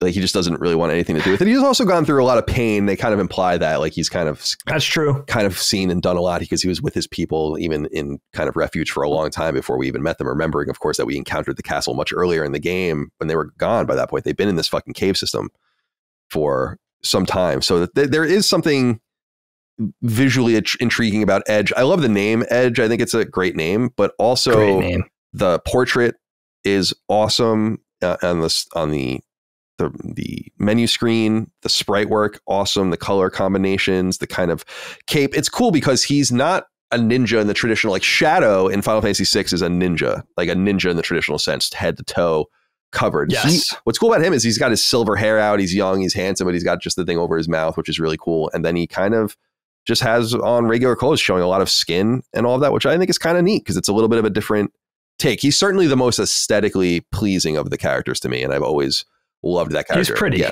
He's an Amano ninja through and through. Let's be honest, right? There's a lot of a Yoshitaka Amano in Edge, and there's something you got a good point. There's definitely some emotional baggage with what this guy's been through. He's got a little bit of a street tough chip on his shoulder. But the weird thing is you don't see ninjas like that usually. And also he's a prince, he's not he's royalty. So it's just on the surface, it just seems like a womanizing jerk and a blowhard. And he's always got something to say and he's hard to get along with. But deeper than that, if you dig down a little bit, he's got a lot of layers. It's pretty complex. Yes, agreed. And I really enjoyed that character too. And just the thing we haven't touched on, I was going to bring it up later in some cool things, but there's some cool little things that I wanted to bring up. But one of them that I can bring up now, and I wrote here in my notes, is handedness. And it's cool that he's an ambidextrous character. It's a little touch. And again, I wonder if people just don't realize it or notice it, but characters are right-handed or left-handed and it matters in the game. It's just, again, a little design wrinkle. And so by the time you reach Edge and it's no, it doesn't matter what you put in his hands. He's an ambidextrous ninja. He's got great ability with all of these different weapons it's really, really cool just reading into that a little I bit. experimented with that too. Like what happens if you put this one in his right hand and this one in his left hand? Doesn't matter. He's bringing it. He's bringing it either way. As opposed to the statistical anomalies that happen when you do that with other characters, where you can really handicap yourself if you don't put the weapons in their right hand or whatever. So cool. In the right hand, I should say. Yeah. So at this point, as you noted earlier, there are a series of more optional asides, because now we basically have dominion over the underworld and the overworld, although we still haven't quite gotten to the moon yet. And we can do a few things at this point. So you had mentioned going to the Land of Summons, recruiting Leviathan and Asura for Rydia to use. I love going down to these areas and using using Rosa's float spell to ensure that no one gets any damage on those lava tiles, which is really cool. And the enemies down there are really powerful. And I remember when I was a kid and I was younger, I picked up this thing on GameFAQs or something where you can basically grind levels to an extreme degree in the Cave of Summons by letting the summoner characters just continue to summon new monsters and just sitting there and patiently attacking them one at a time. And if you just sit there and patiently do it, you can. I remember doing it in the old game because the new pixel remasters show you your leveling differently. They show it on the screen, but on the old games, as you might remember, it used to be a bar at the top, and it would just tell you that your character's leveled up, and it would just go over and over again, like 6 levels for each character or whatever. So I remember that really well. You later on fight the Demon Wall boss fight. I love that fight too. It's another dynamic boss fight where it's creeping closer and closer to you. You have to destroy it before it crushes your party. Just again, another amazing design touch that differentiates characters as bosses than more than just hit points and attack power. And Kain obviously betrays the party once again, stealing the final crystal. And it's unclear why we ever trusted this dude at all. It becomes frustrating at this point as the viewer, or as the player, although I wonder how I felt about it back in the day. I don't really know. Like, I know what happens playing the game, so it's not a surprise to me, but do you realize that this is going to happen again? And then he's going to be in your party again? Like, it's a little much. Like, they go a little too far with it. Like, let him just be a bad guy at this point, and let us we'll meet Fusoya later and all that, and we'll figure out a different party construction. So yeah, what do you think about this point in the game? I mean, you know what the thing about Kain is, though? Shout out to Jump. I mean, so you were saying it earlier, and the way they reimagine it, it's iconic now. But like that mechanic in the game is essential. Like I don't think I might have not been strong enough when I did the Odin fight, but I wouldn't have beat Odin without Kain because he has such powerful attacks that if you don't jump, the way I beat Odin was because Kain was off screen and he eliminated everybody else.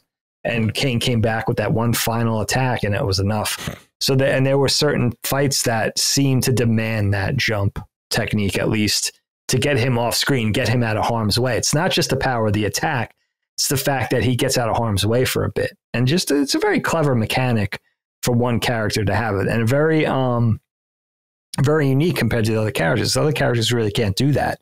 You could run off and hide with Edward, but Edward isn't going to come back and stab somebody, do a powerful attack. So it's really, I like the unique flavor of it. I love what you say too about some of the boss fights, like the wall boss fight. That's just a case of like, once it gets close enough, it's going to destroy you. You only have so many attacks as it approaches.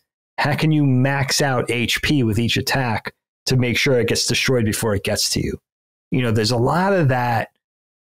And there's a lot of those little clever mechanics in various boss fights, and you catch on quick. There's something really clever in the design, very intelligent in the design that translates early on to like, okay, there's an urgency here. I have to either kind of bring out the swords or bring out the magic or get ready to spam Courages, whatever it is. But you get in a rhythm. It establishes the rules and then it kind of plays with them. With the different boss fights. Super fun. That's the thing about this game. We talk about the characters, the music, the designs, the story, but it's a fun game to play. I think I really enjoy the experience of just outright playing the game. It's a lot of fun. It's not typical of a lot of JRPGs where it doesn't feel like it gets monotonous. Even when you're grinding, and when you're grinding for Gil or grinding for whatever you're grinding for, grinding towards a certain goal, grinding towards a specific summons or something, I never get bored of it. It's just one of those games where it feels like Everything is just right. Well, we had brought up ATB earlier, active time battle, and I think that that's a huge component of it. Is that again, just a little wrinkle. These are not, it is revolutionary actually, but it doesn't seemingly come off that way. Just the idea of saying, listen, the game is fundamentally turn-based, but it's turn-based based on speed. And so the game is going to move and you have to react. And that's a big differentiator between more traditional role-playing fare. And by the way, I don't mind menu-based role-playing games like that. And it's not that Final Fantasy IV isn't a menu-based role-playing game, nor doesn't it stop. Like I said earlier, once you're in sub-menu, so once you're in an item menu or something, or once you're in a spell menu, it stops. But the idea of it just saying like, no, you can't sit here. And I've used the example over and over again. Play Phantasy Star 4 or Dragon Quest 7 or something, and just you can literally keep it on the screen in a battle for 100 hours. Nothing's going to happen. Nothing will happen. You're on the clock. Yeah. You're on the clock. And that makes for tension and it makes for overlap because you're doing things while other things are happening. So it feels very realistic. You feel very engaged and it rewards having a plan. Don't you think, Kyle? And it rewards physical manual dexterity too. Hand-eye coordination, fluidity. Nothing feels better in this game than conducting a smooth battle and being very rewarded at the end of it because you weren't clumsily fiddling around with the controllers trying to figure out how am I going to get to this, where the hell is Kiraja? Where the hell is Reflect? How do I get to this summons? Like you have a plan, you know what comes next. It requires concentration and it requires your hands to follow your mind, right? And so it feels like it's capitalizing on what makes a video game so good, like physical skill a little bit. Not just knowing things, not just having the knowledge to use a certain thing against a certain boss, that lightning is going to work and be extra effective on a water enemy, for instance. Having all that knowledge, but also being able to pull it off in the moment. It's just, it's just very, very fun. And that's the thing, thinking back to 1991, I had no experience with role-playing games. How quickly you catch on. So yeah, it's very readable. It's not quite like Pokemon, but there are just certain games that are formative depending on when you encounter them that will teach you everything you need to know about the fundamentals of just every other game you play. It's like learning how to control a character in a third or first person character in 3D. It can just be translated between different things. And there's going to be different quirks. And in the case of role-playing games, there's going to be a little different wording and stuff, but everyone kind of focuses around the same thing. EXP, raising your levels, getting better equipment, earning currency, doing quests and side quests and meeting characters and swapping party members and doing all those things. It's kind of just reinventing the wheel. But this was on the wheel is a little less formed, I guess. One thing I wanted to give this game a shout out for as we're at this point here is it's cute.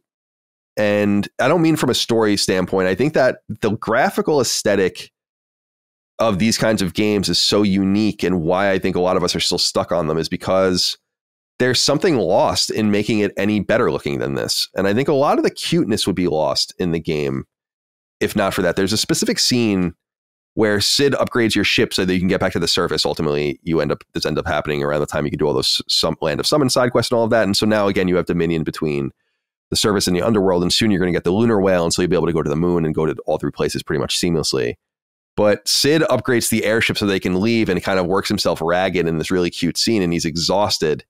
And he's basically recovering in the dwarven infirmary, and they're all taking care of him basically in the end game. And I just think there's little cute moments like that wouldn't read cute, but read as something else, which might make the game deeper, might be more heartfelt or whatever, or sappy. I don't know, but there's just a lot of cuteness in this game that would be lost. It was similar to what we were saying about Porum and Palom.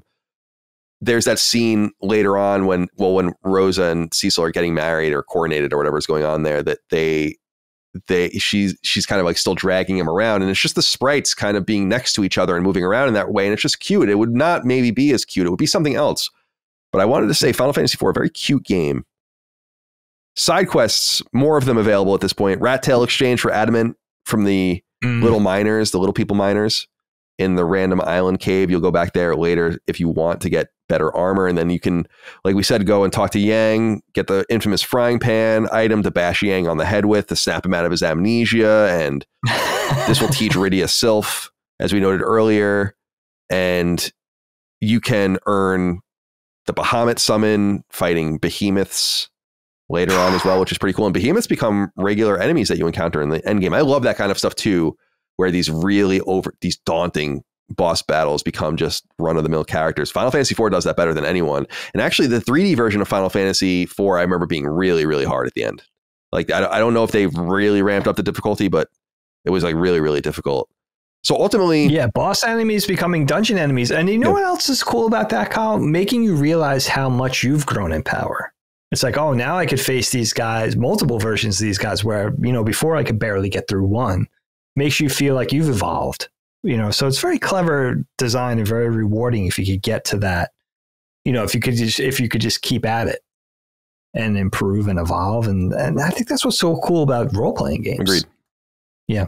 And then ultimately, and by the way, one more cute thing is I love the praying or the summoning, casting magic animation. I've always loved that, and I love the idea of them having to cast like that, where they are praying or they're doing something. Casting, I guess, chanting, and it's cool. I love that. I think that's really, really neat, and I just think it's such a cute thing as they have their heads down and their hands out, and they're just trying to get through it as like all this crazy shit is going on around them. You're like, come on! Edge has his ninja magic, so he goes into his ninja pose while he's chanting, and so good. Very, very cute, very well done, beautiful, absolutely beautiful aesthetic. So we see another cool scene back at Mysidia. The black and the white mages are bowing and casting and chanting and doing all their things to make the lunar whale appear. And it's finally time to head to the moon, the culmination of Final Fantasy IV. Beautiful graphical treatment as you're going from the moon to the earth and back. I love that pixel art as you're going from one place to the other, and you have to see it over and over again. You can't skip it. It's not a load. It's just there because they think it looks good and they probably spent a lot of time on it. The one frustrating thing about using the lunar whale is that unlike the airships, there is an inside, but there doesn't really need to be. This is a thing that, like, there could just be a different button prompt to get to the moon or back to the surface, because you have to be inside of it, then you have to go to the warp to get outside of it. So when you're going back and forth between things, it's just like another extra step that's a little annoying.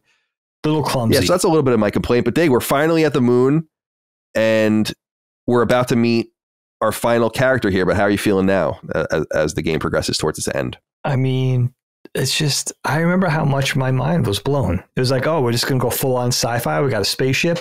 What is it called? The Cosmic Whale? The Lunar Whale, yeah. It's like, what? How? This is amazing.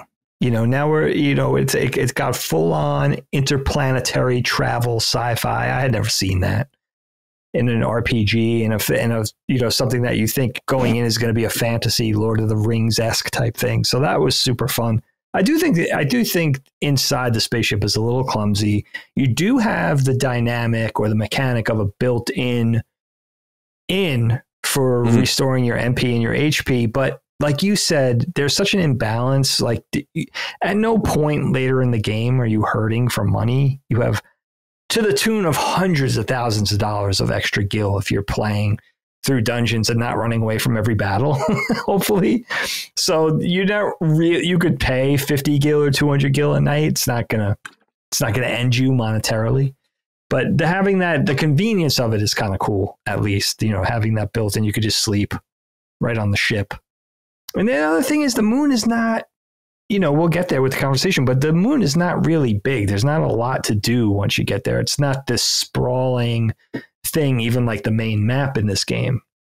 There's only a few places you could go, actually. So that was I didn't remember that. I remember it being, for some reason, I had the memory of the moon like doubling the size of the game. It was like, oh, once you get to the moon, the game's only halfway over type thing. That's certainly not the case. No, not at all. There's really only a few places in the moon to even go before the end game. One of them is to find Namingway, and he sells items, which is cool. And it's a cave full of them. You have to find the right one to talk to, and then and they have powerful like dry ethers. They'll have sirens, which is a new thing in the Pixel remasters.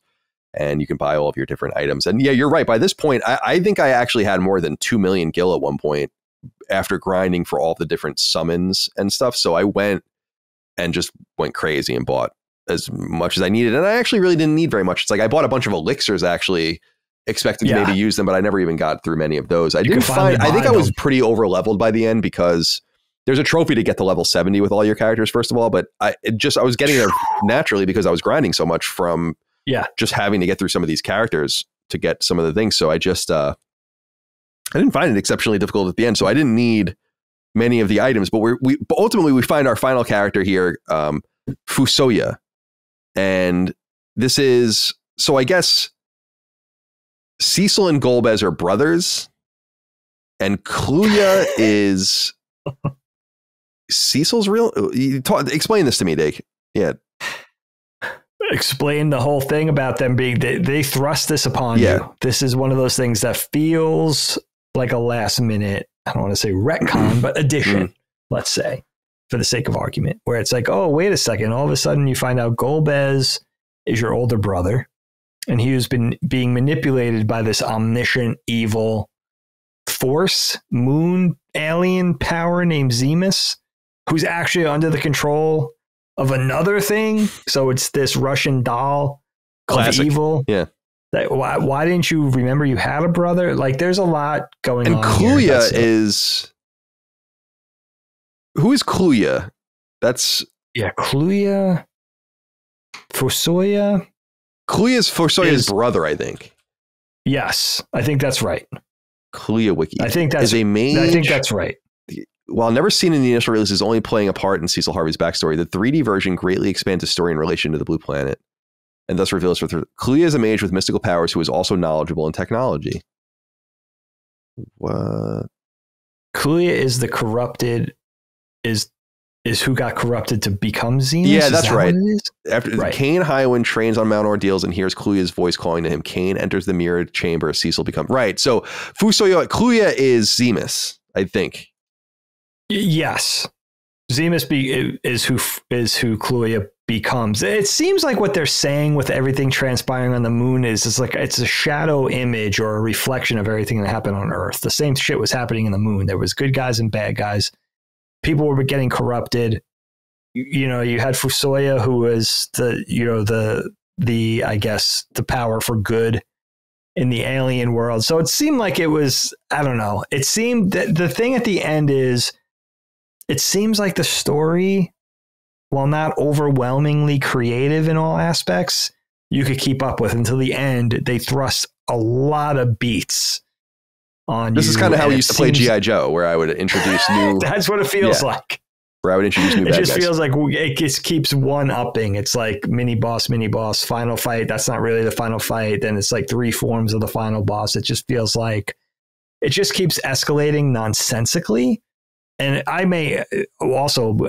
we may not be getting all the threads, but that's how it feels. It's like, oh, now all of a sudden you have a brother. He was evil, but he was being manipulated. It's not really his fault.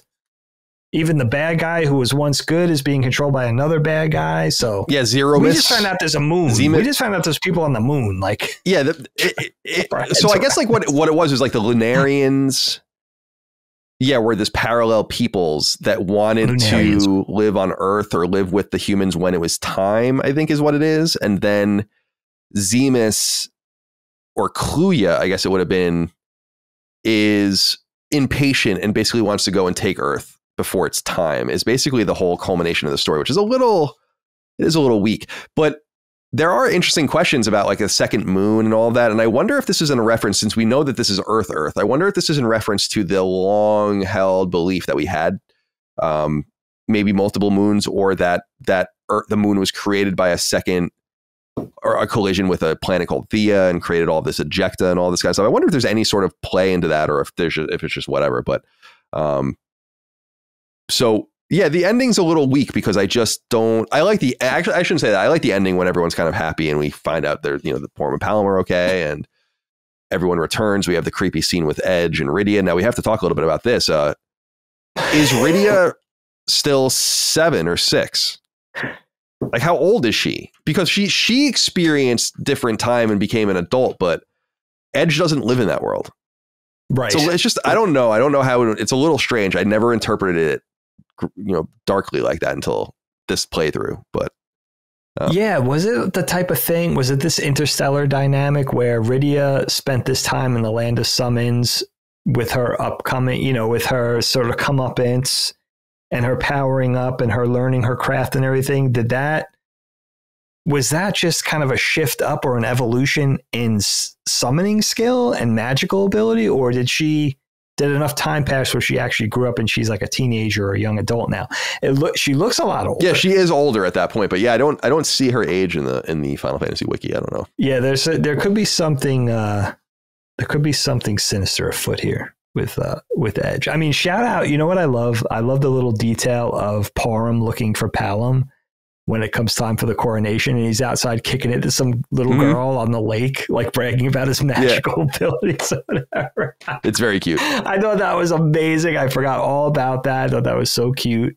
And she bonks him on the head and drags him back. And then what you said, you alluded to this already, when they're lining up in the room for the ceremony, the little dwarf girl walks in, and he kind of looks at her, and he looks like he's going to start to say something to her, and like Parham quickly interjects and gets him back in line and stuff like that. It's like it's so good. There's a cute moment too where Rydia walks in and Edge like has his back to her the entire time, which is really cute.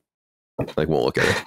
It's adorable. I mean, shout out to there's something so charming and cute, like you said, so appealing about the super deformed chibi graphics and the amount of clarity and the amount of emotion and humor you could portray with that little thing. But there's also something, I guess, as an animator, there's something so inherently perfect about the simple animation they could do with jumping and spinning and running away and turning their back, where if you had more frames or more ambitious animation, it probably wouldn't be as good.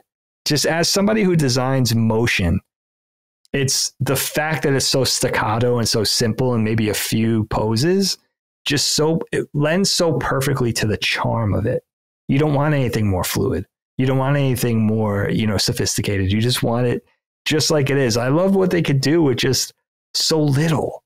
It's so perfect. Like I understand everything you're saying about like a total graphical rehaul and just kind of like a reimagining be so cool, because I think this story and the characters and the world would lend itself so perfectly to that. But just the fact that it seems like you were saying, some of the versions didn't really play out. Eventually they did a 3D bit and everything like that. It seems like this game was written for this format so perfectly. It just lends itself so perfectly to the way they ultimately conceived it.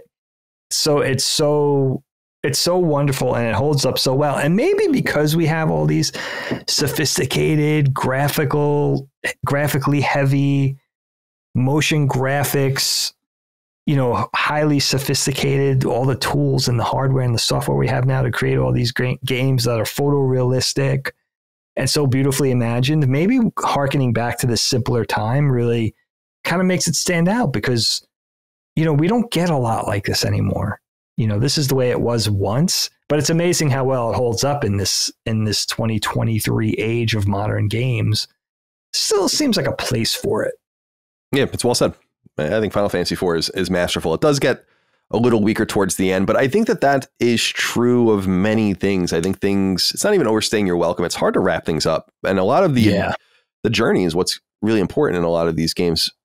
But I think, what ended up happening with JRPGs and just role-playing games generally is I think they just got too cute not in the sense we were talking about, but in terms of they started to, there was this notion that they needed to be beautiful always, and that they needed to be 3D and they needed to do all these things. But what they didn't realize was that without good writing, none of it really is going to work anyway. And I would argue that there are games that work in the reverse too. Wild Arms is a 3D game, and I actually think that it wouldn't play as well as a chibi style game. It needs some of what it has in there. And so it was made very much for that time and place, and MediaVision did a really nice job and Sony did a nice job with that. But I think a lot of games, especially during not so much the PS1 era, there was a little more restraint, but during the PS2 era, they started thinking that it was about the aesthetic, and it's really not. If anything, the aesthetic has to serve the story, whatever the story is. And without that, the role-playing game doesn't really exist, or a quality role-playing game doesn't really exist. So Final Fantasy IV is masterful and highly recommend it, whether you buy it a la carte in pixel remaster format or as part of the pixel remaster. And of course, it's available in a million different places to play as well. Dave, is there anything that we didn't touch on that you wanted to talk about before we go? We've been talking. This is a long episode of Knockback. It is about 3 hours. Yeah, we went long on this one, understandably so. I mean, just when you think of the trifecta back then of Sakaguchi, Amano, and Uematsu, and everything they brought to the table, just in terms of crafting not only a game that everybody knows is one of the best ever made, but just an experience. and not only as a progenitor of everything that it would feed and everything that come. Final Fantasy VI is a great example. The first Wild Arms is an amazing example of character in an RPG, maybe one of the best ever. And just that game just does everything perfectly for me. But the fact that it kind of starts, it didn't really start with this one, but it kind of started with this one. To the fact that it almost makes the first Final Fantasy games, the first 3, feel a little bit like folly, in that why didn't we always have these fleshed out characters to follow? Yeah. Like, you know what I mean? We had Lord of the Rings. Like, this seems like it's coming right out of the tradition of great fantasy, like Lord of the Rings, where you're following characters, good and bad, on a journey. And, kind of playing that for the first time. We never got to play Lord of the Rings. We got to read them. Eventually, we got to see Peter Jackson's visions of them, and we had the old radio plays. If you're really ancient, you were paying attention. But playing good fantasy with great texture and amazing world building, where almost anything goes and you buy into it. Yeah, I mean, this game, I'm so happy to revisit something like this that I haven't really played in so many years. And the fact that it holds up, there's like those other things that you remember fondly that you see again, and you're like, as an adult, you're just like, oh my God, what was I even thinking? This is the exact opposite, where you're like, oh, I understand everything. I understand exactly why I was addicted to this 30 years ago. So yeah, man, this was fun. Yeah, it's a mystical property, no doubt. There's something about this particular game that's very, very special. One of my favorites.